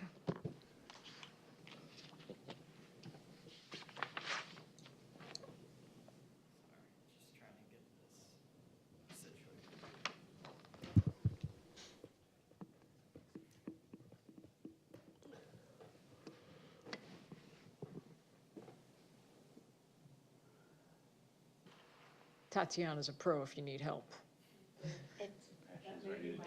I can see her. She's like, I got this. I got this. There we go. The computer saw you coming. Better behave. All right, so hello, my name is Ben Segalski. I'm the sustainability coordinator for the city, and this presentation will be on the new low waste event guide. Hi, Ben. So I'd like to start with a little bit of background why this guide was created. And to do that, I'd like to thank Vice Mayor Graber for sharing his experience with us. He was at an event and noticed there was a large amount of cardboard that wasn't being recycled. So he suggested that we find a way to help reduce waste at these type of events. So in addition to his suggestion, Pinellas County has a countywide goal of zero waste going to a landfill by 2050. And as part of that, Pinellas Partners in Recycling has a work group that is also working on creating a low waste event guide for the Tampa Bay region. So I'd like to start with a little bit of background about our guide now. And this guide is 100% voluntary, so there's no requirements for anyone. And to the best of my knowledge, it is the first one in Pinellas County of its kind. This guide has 30 different suggestions that can make any type of event a low waste event. And those are broken down into 7 categories, which I'll kind of run through now. So the first category is waste reduction, and one of our suggestions from this section is to have staff or volunteers at each waste station to kind of help reduce the contamination that could go into recycling or composting bins. The next section is focused on recycling, and this one of our suggestions is to have enough recycling specifically for vendors in addition to what's provided for the event attendees. And next up is food and beverage. In this one of the suggestions is to have a free drinking water source for all the attendees and to encourage those attendees to bring their own reusable water bottles to help reduce the single-use waste. And then the next section focuses on transportation. And so for this one of our suggestions is to source all of the vendors locally from the Tampa Bay area. And then next up is the energy, and in this section, one of the suggestions is to host an event using only natural lighting, which can really help reduce the energy use from lighting an event. And then next we have social sustainability, and so one of the suggestions from this section is to have an opportunity for physical activities. Like in Dunedin, I had seen an event where they were doing Tai Chi in the park while there's a bunch of other events going on, so it's just something like that is an idea of what they could do. And then the final section of this guide focuses on vendor incentives. So these provide a number of ways that the event organizers can incentivize vendors to be lower waste. And one of the ways they can do that is by highlighting the vendors that agree to be low waste in the event advertising. So like you could see here, basically they could put out a post saying these are our low waste event vendors, so to help draw people to those vendors. And then to recap, so this guide is completely voluntary, but we did want to find a way to recognize organizers that went above and beyond to be more sustainable. So one of the ways to do that is creating this low waste event recognition program. So if an organizer implements 5 of the actions that are suggested, they will be recognized as a bronze level low waste event. And as they continue to implement more and more of these suggestions, they can reach a higher level of certification.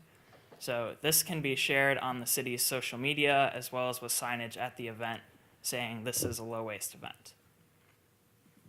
So thank you for the opportunity to present on our new low waste event guide, and I can now take any questions. All right, thank you, Ben. Any questions for staff? Yes, Councilmember Knapp. Almost. It's a different vice. Former vice mayor. Thank you for the presentation. Well, you know what? I will defer to the vice mayor, but give him the glory of asking any questions he had first, because this was his baby. I can feel the glory. Kind of. Thank you, Mr. Sagelski. Ms. Donnelly. When I read through this, honestly, I was overwhelmed and just so thankful. And I know that the staff worked very hard on it. I think is this the first time you're presenting to us as well? Yes. And you did an excellent job of breaking it down because it is quite a dense amount of information.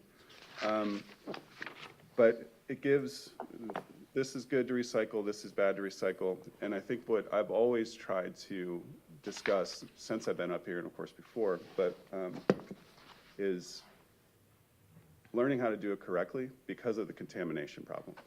And, you know, we've discussed it in the past where you put one plastic bag in the recycle bin, you know, and they just spend all the time at the recycling centers pulling out plastic bags, right?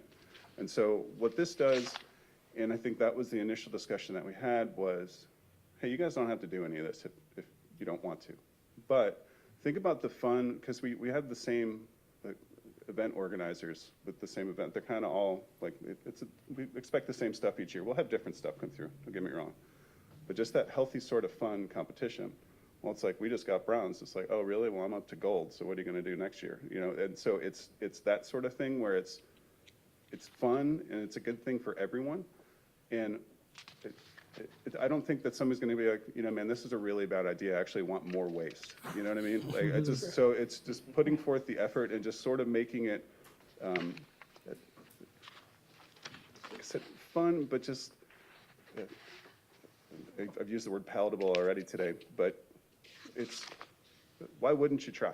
You know, like pick 5, you get your bronze. Like just do it. But just that little bit's going to reduce it.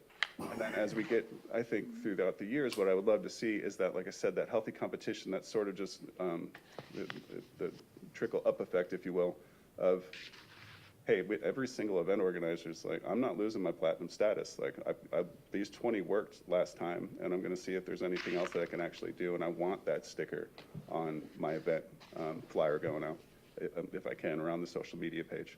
But Mr. Sagelski, thank you again for all of your hard work on this, the entire staff that worked on it. I'm absolutely thrilled. Thank you. That's all I have, Mayor.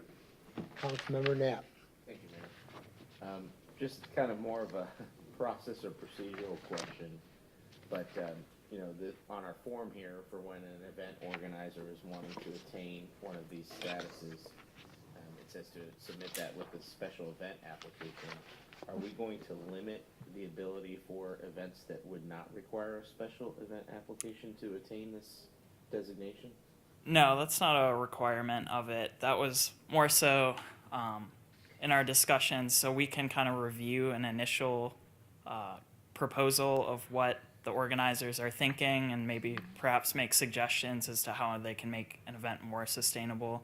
So that was more of just a review process. Okay, and then because there are some events that are very closely affiliated with the city that are not within the city limits, would it be limited there as well, or could it be kind of in the peripheral? Maybe that might be a defer to Felicia question, but. Yeah, this guide, you know, can be distributed in a wider range, but, you know, for a recognition program, to limit that to, you know, our municipal boundaries. But, you know, we're gonna share this guide out at the county level for sure. Or do you think of like Gator Nationals and like a bunch of different things? Just Very good. That's all I had. All right, Councilman McGann? I just wanted to say I was shocked at how thorough this is. You know, I don't know, I guess a lot of times I think about, you know, the things that people do wrong when it comes to sustainability, like don't contaminate the recycling, you know, don't use plastic water bottles. But actually, this is an extensive list of literally 30 things, and most of them were positive and easy things to do. I love that one of them was create your own incentive that is not already listed below. Like, and I love that it's, you know, geared toward, you know, suggestions that are positive as opposed to, you know, you can't. I think that's really important and makes it a more competitive kind of certification, like Vice Mayor said. I also never thought about the reusable water bottle, that giant tank thing. I thought that was really neat. I don't know if any of our vendors would be interested in using that, but I think that would be really cool and an eye-opening experience for the public to see that. I mean, just by using that signage on this particular one was interesting to me because it says this tank fills 1,000 reusable water bottles. I mean, and then I think about Celebrate Oldsmar or Oldsmar Days, and then I think, oh man, could we be using 1,000 water bottles in one weekend? That was a harsh realization. So some of this was eye-opening, and I like that there's different levels. So, you know, just do 5 things, and they're not that hard. So thank you for your creativity. I know this went through lots of iterations, so thank you to all of our, you know, city staff who participated in this. I think it's really cool, and thank you to Vice Mayor for bringing it to our attention. Absolutely. Thank you.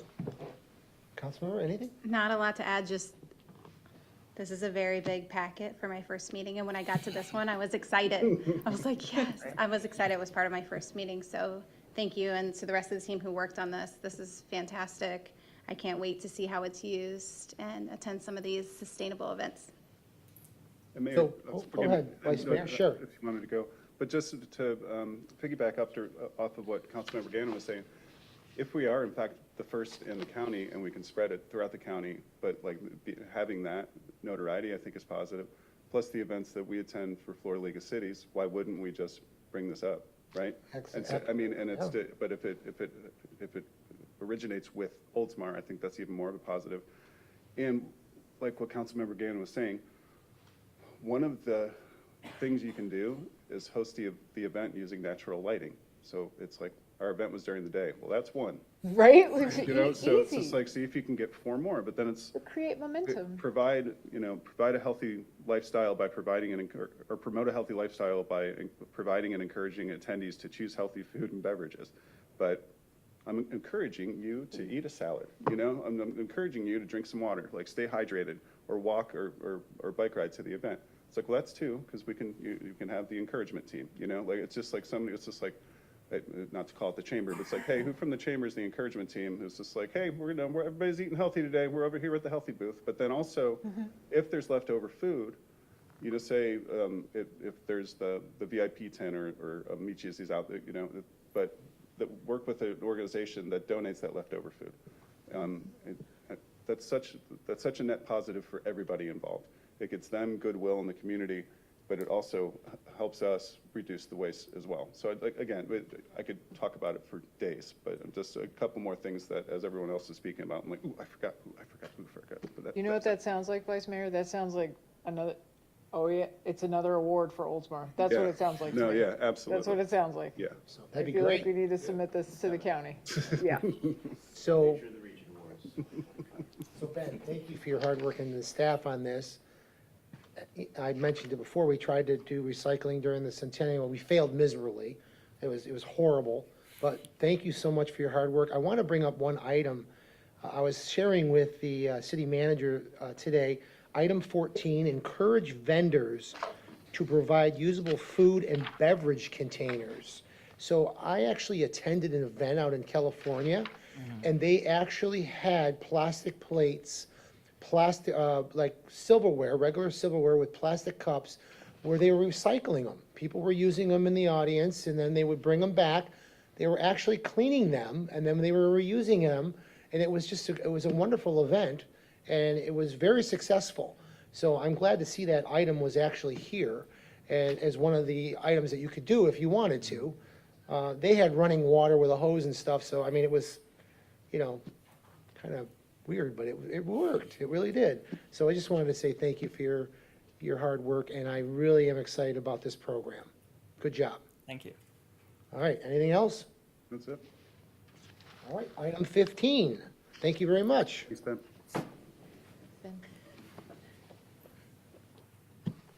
Item number 15 is a sustainability and resiliency presentation, and Ashley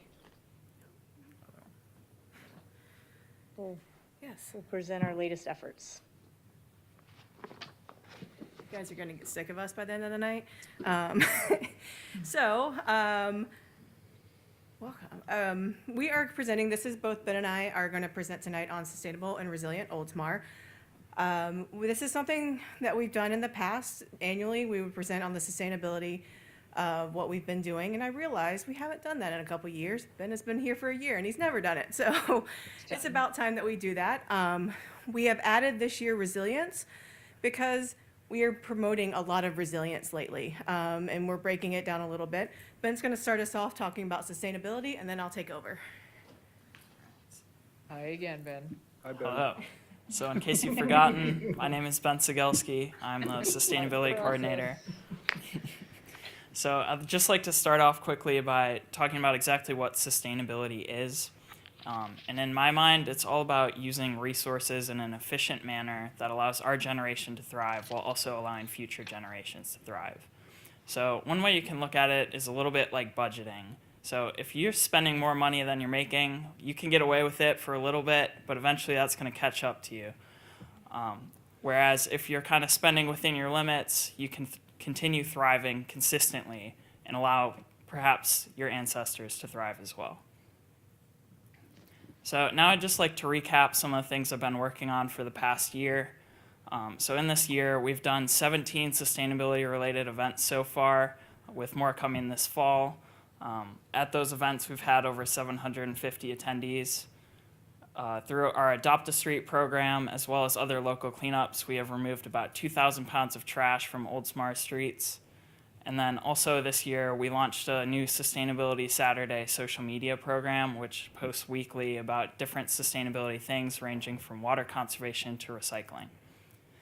So in addition to my outreach efforts, I've also been doing some baseline tracking of our resource consumption within the city. So this is tracking our energy and water usage at different city facilities, which can be really helpful in identifying things that kind of look out of place. So tracking this data has also allowed me to complete our first greenhouse gas emissions inventory using data from 2019. So now we have a baseline to work off of, which kind of identified our main sources of pollution in the city. So looking ahead to the next year, I have 3 primary goals. The first goal is to continue education and outreach. My second goal is the Florida Green Building Coalition's Green Local Government certification. And then my third goal is to continue tracking our resource consumption. So my first goal is education and outreach, and I'll continue this by doing some of our successful outdoor programs, such as our Rainbow Arrow program, as well as launching a new backyard composting program. So in addition to those programs, we also have lots of other events throughout the year. During Earth Week, we had our Shred and Recycle event annually, and we will continue to support our Adopt a Street program. My second goal is the FGBC Green Local Government certification. Oldsmar is currently a gold certified green local government, and we have been since 2020, but it is time for a 5-year recertification, so I will be working on that over the next year. This certification evaluates over 350 different citywide metrics across all of our departments, which will allow us to identify our strengths as well as anywhere we can improve. And then my final primary goal for the next year is to continue tracking. So this kind of allows us to verify the effectiveness of different projects we have, such as LED lighting replacements. Like, you can really see how much energy we're using less compared to what we were before. So it's great for that. We can track energy and water usage. And then at the conclusion of this year, I'll be able to update our greenhouse gas emissions inventory with data from 2024. So that's a 5-year update. So, and with that, I'd like to hand it off to Ashley now to speak about resilience within the city. Hello. So, sustainability and resilience, most people think that they're basically the same thing, and they kind of are the same thing, but there is a main difference. Resiliency is looking at the capacity of individuals or communities to survive, adapt, and grow in the face of adversities or stress. The way I like to think of it is sustainability is working on the day-to-day, things that happen throughout, changing our lights, looking at our energy consumption, things like that. Resilience is looking at those things that are out of the ordinary, our storms, our pandemics, our floods, things like that. It's preparing for those large major events that happen. What we've done in the past year, you'll soon hear about our vulnerability assessment update. We heard earlier about a Save Our Bay program. We are continuing that, adding to it every year. We've done a lot with grants in the past year, and then project integration from our first climate resiliency plan. We had a list of projects, and we've started actually implementing some of those projects out in the city. Through the next year, our goals, my main goals are vulnerability assessment implementation, identifying funding opportunities, and then public engagement. So, vulnerability assessment. You'll get more information in about 5 minutes on that, but this is a big interdepartmental collaboration and looking at how we can integrate projects within our CIP. So don't be scared next year when you start seeing things added into our CIP. This is a good thing. And then also training staff and educating them in ways that we can prepare our city in our normal day-to-day jobs. Second is identify funding opportunities. It's all great to have plans and to have all these projects, but we have to pay for it somehow. And as we all know, inflation has not been small. So part of my job will be to look at different ways we can fund it, whether it is grants, collaborative opportunities with some, like the Tampa Bay Regional Planning Council is doing a massive grant that's looking at a regional resiliency plan and putting projects and funding out of that. And then also regional partnerships, working with SwiftMud and the county on projects that we can work together on to do for a larger good. And then lastly, public engagement. We love our public engagement here. We've done a lot, continuing doing workshops, letting people know what we're doing and asking feedbacks on the projects that we're looking at, using our website and social media to promote and explain the things that are coming on, and continuing with our Save Our Bay program. That's all we have. We will say sustainableoldsmar.com and resilientoldsmar.com. Those are our two websites. Please have a look and you'll learn more about both of our programs. If you have any questions for me or Ben, we're welcome. Any questions for staff? Do we know what's on the horizon for the Save Our Bay? What's next? Ben has proposed, and I think what we are going to look at for the next year is doing a microplastics look at our bay water. There is a program through, we'll have to remember who it's through, but it has citizen scientists where citizens go out and they pull the water samples and they do some of the testing, so it gets everyone involved with it. You talking about PFABs? No, it could be PFAS, but it's also things like water bottles that are broken down, Okay. like just Yeah. small plastics. SPC just did a study last summer on it, and they found it was kind of ridiculous, the microplastics they were finding in the water, and it's through all the tissues of the fish and everything. So kind of just an understanding of what is around. That'd be a great project. Yeah. Yeah. Right, any other questions? Thank you so much. Great job, All right. guys. Great Nice job. to see Keep you, up the Ben. good work. I don't think they're going anywhere. Ben is. Ben is. Ben right, gets to Ben. sit down. Item 16. Item number 16 is presentation of the City of Oldsmar Vulnerability Assessment.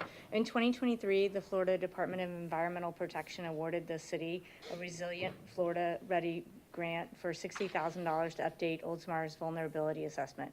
The project updated the city's existing climate resiliency plan to include a comprehensive vulnerability assessment pursuant to Florida statutes 380.093.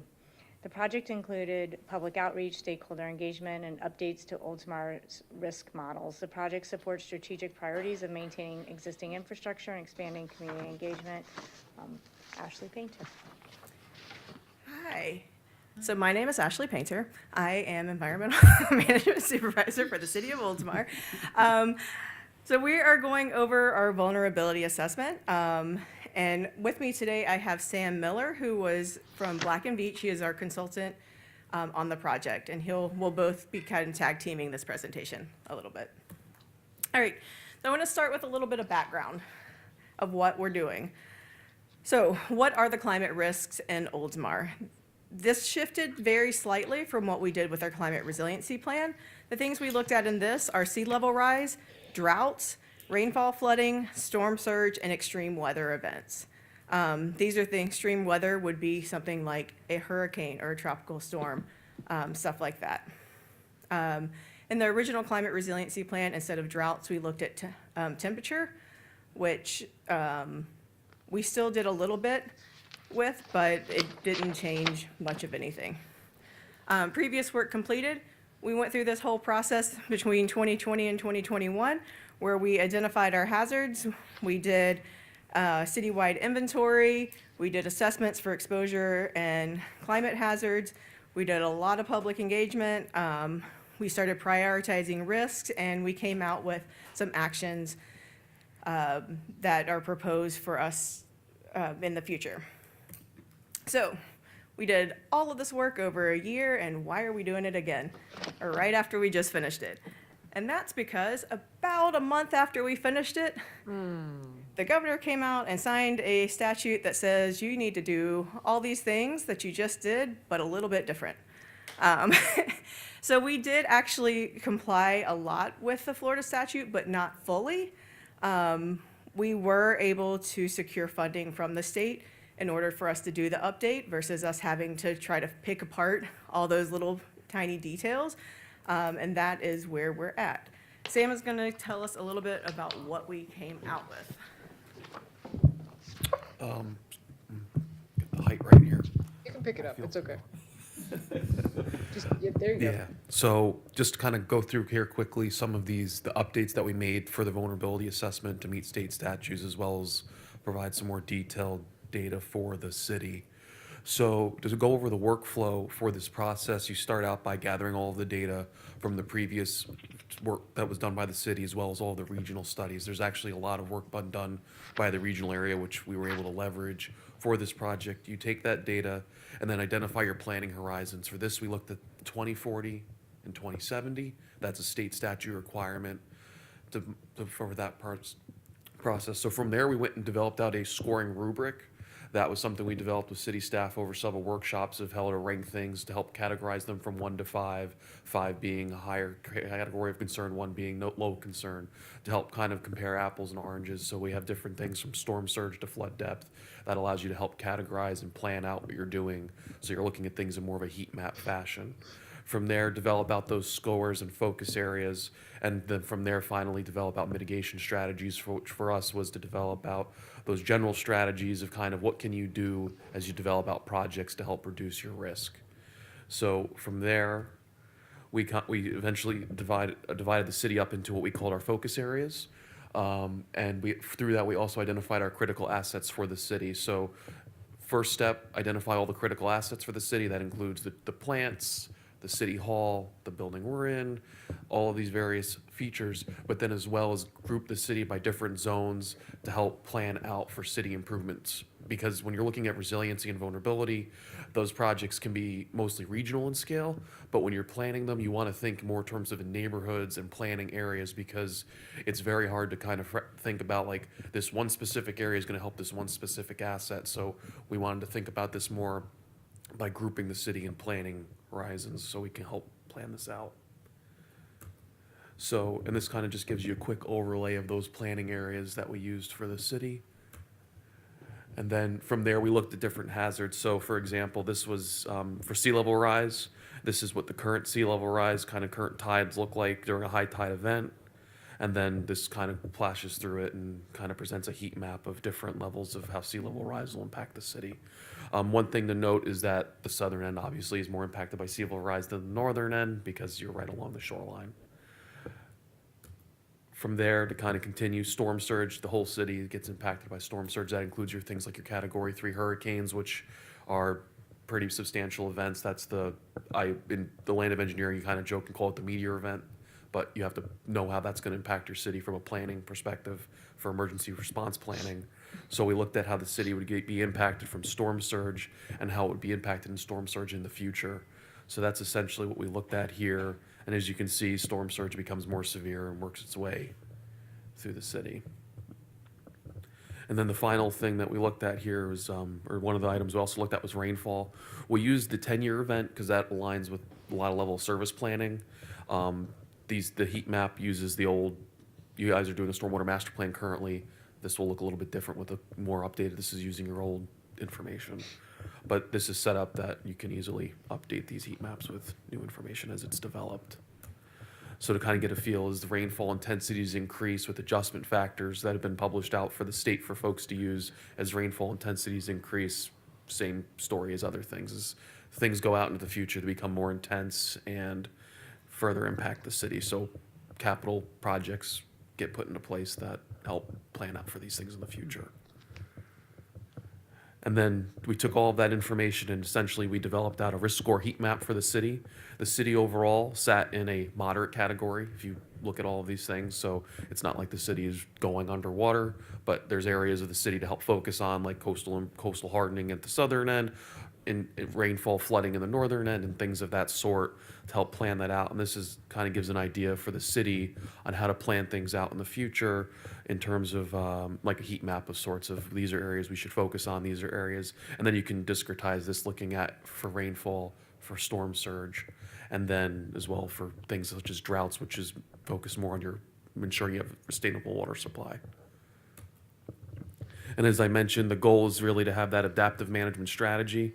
So through implementing of certain capital projects and looking at them not just to solve today's problem, but the future's problem, it allows you to kind of work yourself down, and you can use the rubric that we developed to help kind of follow as you're putting projects together. Are we lowering our score, or are we keeping our same score, or with future scenarios, or is our risk going up because we're not doing anything? What's that do nothing scenario look like? So that's what we kind of came up with, and some of the big recommendations were hardening of your critical facilities, looking at things that are more natural in nature, more nature-based solutions, and things that are more natural. And then the final thing is just thinking about the long-term values of the city and keeping, as we saw today, the just general charm of Oldsmar intact. That's my portion. Awesome. I don't know if you noted in the maps before of where the heat was happening, where the water or the flooding is happening at different times, that rainfall is more in the north, and storms and tidal is obviously more in the south. So a lot of times here, people think coastal and they think flooding, but they don't think not the coast and not flooding. And our last storm, Debbie, showed us that a lot of not coastal places were flooded. So this actually helped us, because in some past projects, we've heard from residents that you're concentrating too much on just the coastal area, on just the, around Shore Drive, around the parks, things like that. This actually helps us visualize the entire city and where we need to move so that we're more equitable in our projects going forward. All right, so future, how are we moving forward? We do have this plan. One of the suggestions and something that we have been talking about for the past year or two within at least Public Works is creating a one water plan. As Sam mentioned, we are working on our stormwater master plan right now. It should be done early next year. We have a wastewater master plan that's currently going on, and we have a water supply plan that's just been finished, along with our vulnerability assessment. These are a lot of different things that work together. So we are looking into the future of almost combining all of those plans together into one water, because our water supply affects our wastewater, which affects our stormwater, which affects all the things work together. So making sure that we are more integrative and thoughtful in our planning process. And then, like I said, integrated approach in managing our resources. Some of the projects that came out of this are, some of them are very simple. How do we deal with some of the nuisance flooding? How do we redesign some of, not redesign, or we rethink some of our stormwater systems and water quality improvements, things that we can do. There are larger ones that come out. Lift station and park improvements, they become a little bit bigger. Upstream wetland restoration, things like that that can help bring those things down. And then as we get a little bit farther out and farther out, we start looking at our massive projects. These are the large projects, multi-phase. These are things that are not going to happen in the next 5 to 10 years. These are things that are going to happen in the next like 30 years. So when you see something like the WRF, our wastewater plant, thinking about where it's going to go in the future of that, that's not like, oh, we're going to move that next year. We're going to move that in like 50 years. So, but you start planning it now for 50 years because it's not cheap to do something like that. So it kind of gives us a larger planning horizon and start thinking about how we're going to do all of these programs in the future. That's what we have for now. Like I said, we are resilientoldsmar.com. There is maps. I'm currently updating to the new maps. Right now, they are the ones from the Climate Resiliency Plan. They're very, very similar, but we will be updating to the new maps in the next week or two. So have a look, and you can even zoom into your house and see how it looks in your area if you want. Thank you. I have zoomed into my house. Any other questions for staff? No, thank you so much. Thank you. Great job, guys. Thank you. All right, we're on item 17. Item number 17, adopt resolution 2024-30, revising the budget for fiscal year 23-24.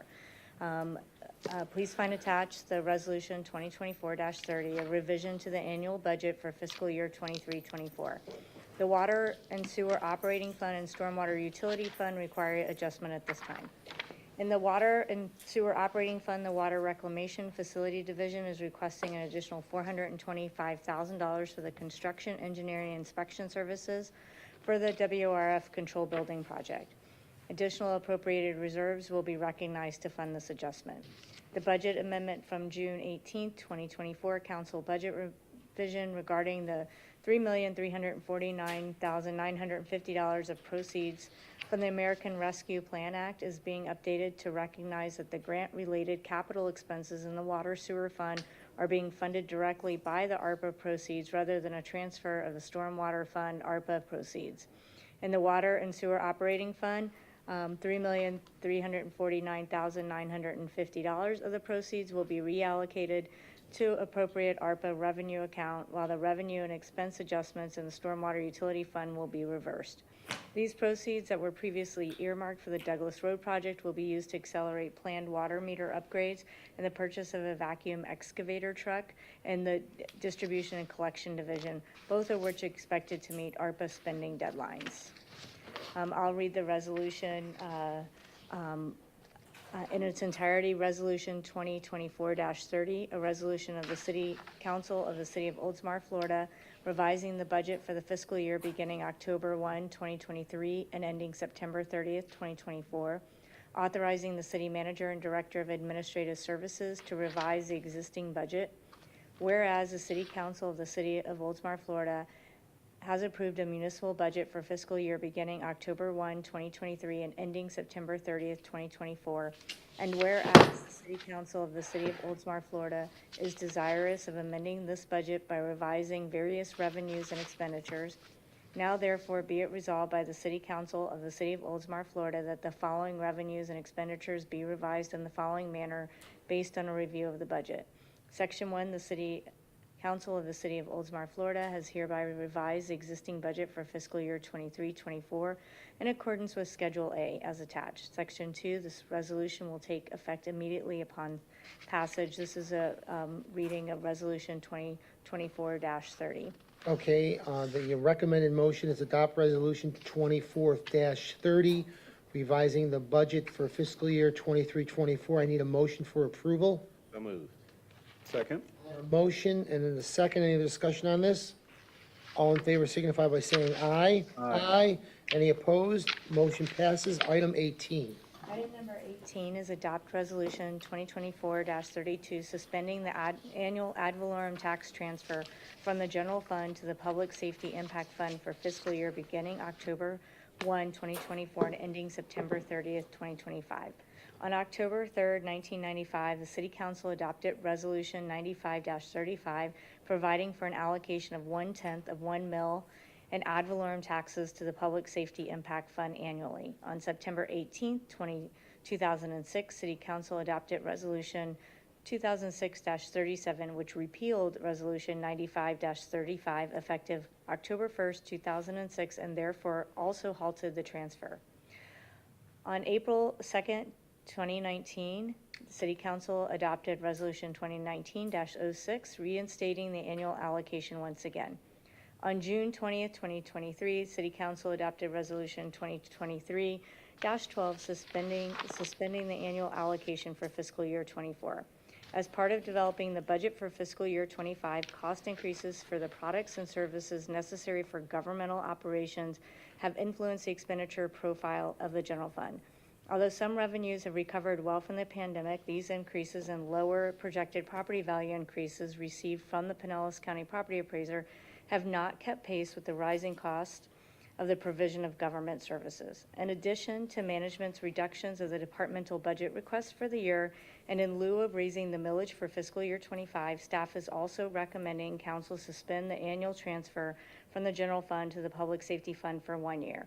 This resolution will also suspend the transfer of fiscal year 25, and the transfer will automatically be reinstated for fiscal year 26. I'll read the resolution by title only. Resolution 2024-32, a resolution of the City Council of the City of Oldsmar, Florida, suspending the annual ad valorem tax transfer from the general fund to the Public Safety Impact Fund for the fiscal year beginning October 1, 2024 and ending September 30th, 2025, and providing for an effective date hereof. Thank you. I'm looking for a motion for approval. Second? I have a motion. Any other discussion on this? All in favor signify by saying aye. Aye. Any opposed? Motion passes. Item 19. Item 19 is approve advanced life safety support first responder agreement with Pinellas County Emergency Medical Services Authority. The Pinellas County EMS Authority is a special district created for the purpose of providing EMS services throughout Pinellas County. The Pinellas County EMS Authority has determined that a single-tier, all-advanced life support EMS system with a first responder component and a transport component is in the best interest of the public safety, health, and welfare. Pinellas County EMS Authority has contracted with various municipalities and independent fire districts in the county to provide first responder services. Current agreement expires September 30th, 2024. The proposed agreement is similar to the current agreement with the following summary of significant changes. There's a change to Section 416, the Criminal Justice Information Services. It added a paragraph to ensure that all personnel that has access, that will have access to a CAD system has received and maintained criminal background screening up to level 2 requirements. Section 501 is traffic preemption. It added a paragraph requiring the EMS Authority to provide and maintain county-wide traffic preemption system. Also requires Pinellas County to purchase traffic preemption system equipment for all frontline ALS first responder units, which includes our Truck 54 and rescue our truck 54 and rescue 54. It added section 701C that added a paragraph that states reimbursements are made on delivery of the vehicle along with the required documents to verify proof of payment. And so Appendix A, the ALS first responder profile for next fiscal year, $641,772, which includes 75% FTE of the EMS coordinator. The following year, for fiscal year 27-28, 75% of funding costs for replacement of the EMS coordinator vehicle up to $56,250. The proposed agreement will expire September 30th, 2029, with an option to extend to September 30th, 2034. The agreement has been reviewed by the city attorney. Staff recommends approval. Thank you. I need a motion to approve advanced life support first responder agreement with Pinellas County. So moved. Second. I have a motion and a second. Any other discussion on this? All in favor signify by saying aye. Aye. Any opposed? Motion passes. Item 20. So item number 20 is to approve the memorandum of agreement for the use of Everbridge for the provision of alert and mass notification services between Florida Division of Emergency Management and the City of Oldsmar. The FDEM, the Florida Division of Emergency Management, has executed a contract with Everbridge for the provision of statewide alert and mass notification services. They're funding and providing the notification service at no local cost to eligible subdivisions such as the City of Oldsmar for the use of emergency management and public information, personnel to transmit alerts, notifications, and safety messaging.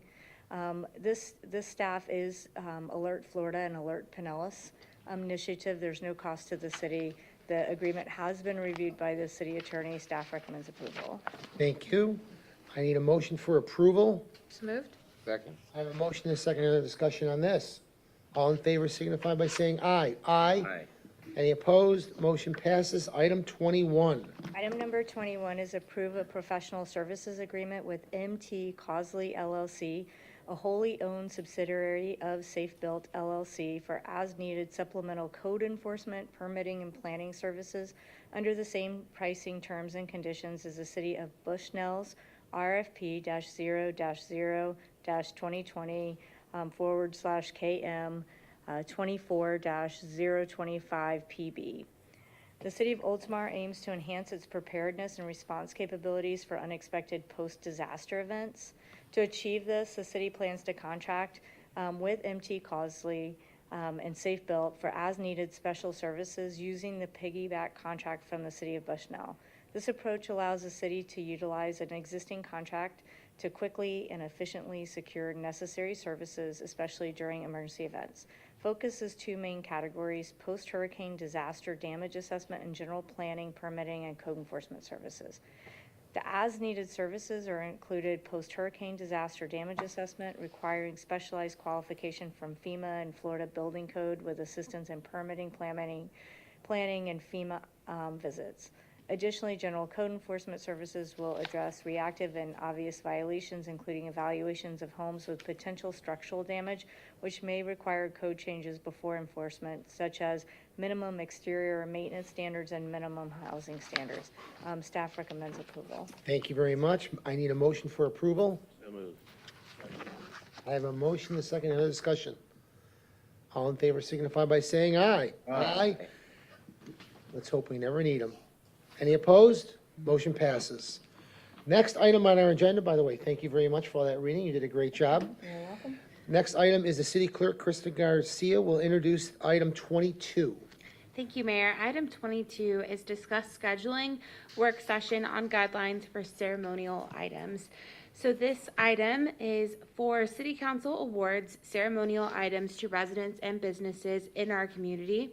These ceremonial items allow the council to formally acknowledge and celebrate the accomplishments of individuals, organizations, or groups within the community, like we did tonight with the Council Manager Award.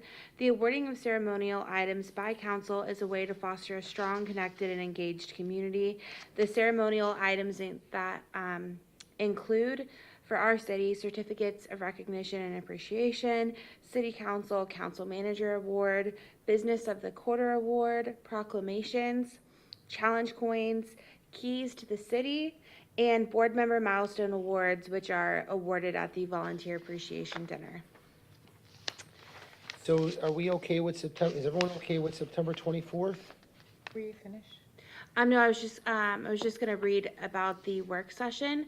That the work session would be to discuss the ceremonial items regarding the creation of a policy or guidelines that provides directives regarding criteria, request submissions and processing, and standards for the issuance of ceremonial items. And there's 2 dates, for council to consider. Thank you. I would rather do it, personally, I would rather do it on a Tuesday, the 24th. Does anybody else have a conflict with that date? Tuesday, September 24th works for me. Fine by me. Works with me. Good, because Mondays are always, you have something to say, city manager? Yes, I am unable to attend on Tuesday, September 24th, but I can send a designee. Perfect. Tom, you'll be there? Yes. Okay, so Tom can be there. I need a motion to approve Tuesday, September 24th, 2024, for workshop for ceremonial items. So moved. How about a second? Any other discussion? All in favor signify by saying aye. Aye. Any opposed? Motion passes. Thank you, City Clerk. Anything else? That's it. Thank you so much. Great job tonight. Next is council comments, and we're going to start out this evening with Councilmember Valerie Tatarzuski. So close. So close. Tadazeski. Let's all say it together. Tatarzuski. Tadazeski. Trust me, Valley still calls me Grabber. Tatarzuski. Okay. Okay, on that note, it's an honor and a privilege to be sitting up here tonight. Thank you so much for your kindness and allowing me to get a motion in. Appreciate that, guys. Thank you to the community. If you didn't hear me earlier, thank you so much for your votes, your trust in me, and I hope I do you proud. That's it. Welcome to the team. Great job. Councilmember Katie Gannon. Thank you, Mary. Yes, I have a couple of things. This Friday is the Suncoast League of Cities virtual general membership meeting. We're voting. Yes, we're going to be discussing financial statements. We're going to get a legislative update as well. And we're going to hear the nominating committee's recommendations. So bring back updates on that. There is a planning retreat on September 7th. I am unable to attend that planning retreat on September 7th, but I wanted to open it up to anybody. Mayor, I didn't know if you would be there, but if anybody else would like to go. I think it's a Saturday. It is a Saturday. Yeah, I am going. You are going? Okay, good. I just wanted to make sure that we had the opportunity to have I was hoping you were representation going to there. go. It's really cool. I know, it just doesn't work with Gotcha. my work schedule. No problem. But I'm glad we will have representation there. Absolutely. And I will definitely be on the virtual meeting on this Friday. So there's that. And another, sorry, I've got lots of papers. Another thing I wanted to point out, and this is relatively significant to me, and I think to all of our city staff, because our city staff as a whole, without the knowledge of City Manager Donnelly, nominated her for the 2024 Leadership Trailblazer Award from the League of Women in Government. And I want to make a big deal out of this because she never will. And because I expected a post on social media and there was none. Because she hates being in the limelight. But the reason that this is of critical importance to me is because first, it wasn't something she applied for or knew about. This is something that, without her knowing, our entire city staff collaborated to nominate her. And this is part of an annual conference that's held every year. This year it's in Pittsburgh in September. They nominated 10 women, 10 trailblazing women, and I have some of their names. City Manager Briley from Gaithersburg, Maryland. I don't know, I mean, that's pretty big compared to the city of Oldsmar. I don't know, Dubuque, Iowa? Ever heard of it? Yeah, also, huge, huge city. Chula Vista, California. The city manager there, I'm sure, is very proud. We also have a little area known as El Paso, Texas. You know, when I read about these 10 women, and you can go on the website, and I wanted to kind of hold them up, because all of these photos, you can hold them up. So all of the photos of the nominated women, here, there you go. All of these nominated women were, you know, you could click on their photo and read more about them. And these are huge cities. These are cities that have budgets that far just surpass Oldsmar. And, you know, when the county manager, when the Pinellas County manager calls our city manager out of all of the municipalities and says, hey, did you see that? I mean, what an honor. What an honor to our city. What an incredible, yeah. Oh, he was going to zoom. Oh, They were starting to. No, left to right. There she is. There she is. So this is one of 10 women. Okay, that's me. We don't want to see me. We want to see Felicia. Out of all of the women in government in the entire nation, you know, Felicia is one of them. And that's a big deal to our residents, obviously a big deal to our staff. It's a tremendous asset to our city. It speaks volumes of her leadership skills, her professional qualifications, and of her determination to ensure that we have efficiency, integrity, and incredible operations and city services here. And, you know, not to mention the fact that this is an award that recognizes women whom I'm sure are underrepresented generally in municipal government and county government. But that doesn't, to me, take away anything from this award. I am going to make a request, however it may go. This is not a directive, but it is a request that this be posted on our website at least. I know she doesn't want to, but this is something to brag about, just like every other award our city gets, in my opinion. And I see a agree, lot of top nodding 10. heads up here.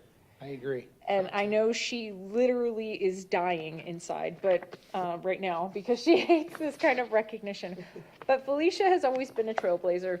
We can count up the awards that this city has received since you've been city manager. You can literally count them. And I think our annual list of accomplishments that we publish every year is further testament to that. Oh, in addition to the annual survey that we have, and all of the additional transparency things that we have added to our website, and the better benefits we have, the low turnover in our employees. I could go on, and I would if it weren't so late. But to me, congratulations. I hope that you make a decision to attend this conference, to be recognized among your peers, among your colleagues. I hope that everybody in the county hears about this, and then I also hope they do not hear about this so they do not try to recruit you away.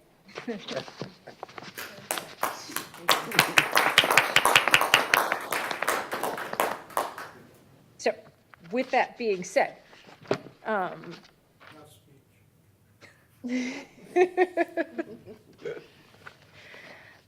that's all I have tonight, Mayor. All right. I just checked Well, my thank you very much. Great job. notes here. All right, Councilmember Yes. Andrew Knapp. Thank you, Mayor. In the interest of time, because I have an early flight in the morning. Oh. No pressure. I would also, I guess, jump on the Pat Felicia on the back train. I wanted to thank you for continue to get more of the staff involved with making presentations. Yeah. And growing and nurturing the future leaders of tomorrow.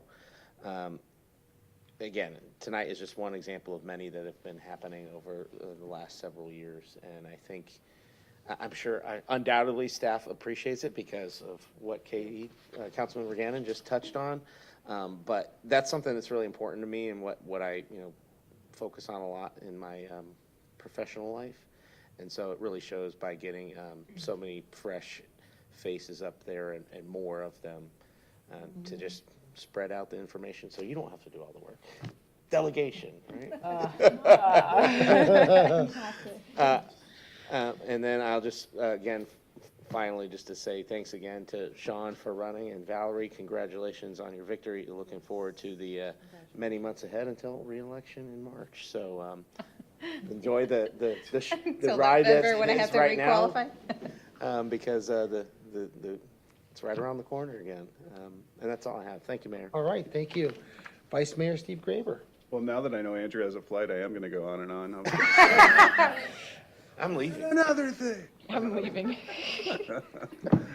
Congratulations, Val, once again. Sean, excellent job. And like I said, it was a different date. I'm just going to keep pounding that into the ground until everybody understands. August 20th is just a weird date. And everybody that was running in the primaries, and then everyone that didn't, all the no party affiliation, one of my neighbors came up to me, he goes, what am I supposed to vote for? He's like, it's a primary, I've got nothing to vote for. I'm like, everybody who doesn't have a party affiliation is getting picked today. He's like, oh, and immediately went down and voted. And then thanks to Councilmember Grimes, once again, for her service. And that is all I had. Thanks. Oh, thank you. All right, and I'm last. I just want to have a couple things. When I got the email from Felicia, I emailed you right away and said congratulations. I think it's wonderful, and I wish you a lot of success. And I second what Katie Gannon said, and Andrew Knapp. I second that. A couple things. I attended my first TDC meeting for the Tourism Council, and I just wanted to give you all an update. The statistics that they're giving me as the representative for the TDC does not really include Oldsmar. It's a combined statistic of Safety Harbor and Oldsmar. So I've asked them to split it and try to give me the 6% bed tax. Okay, I was gonna say the statistic on The what? bed tax, yeah, Okay, because the it's bed- okay. all combined, and we have more hotels than Safety Harbor. So I've asked for that. That was one of the other things. And then they gave a presentation. It was only Tarpon Springs, and I forgot the actual item, but we weren't even on the list. So I'm trying to work that as the new representative for the city of Oldsmar for the Mayor's Council of Pinellas County. And I'm trying to get that statistics, and I will bring that back to you. I wanted to bring that up.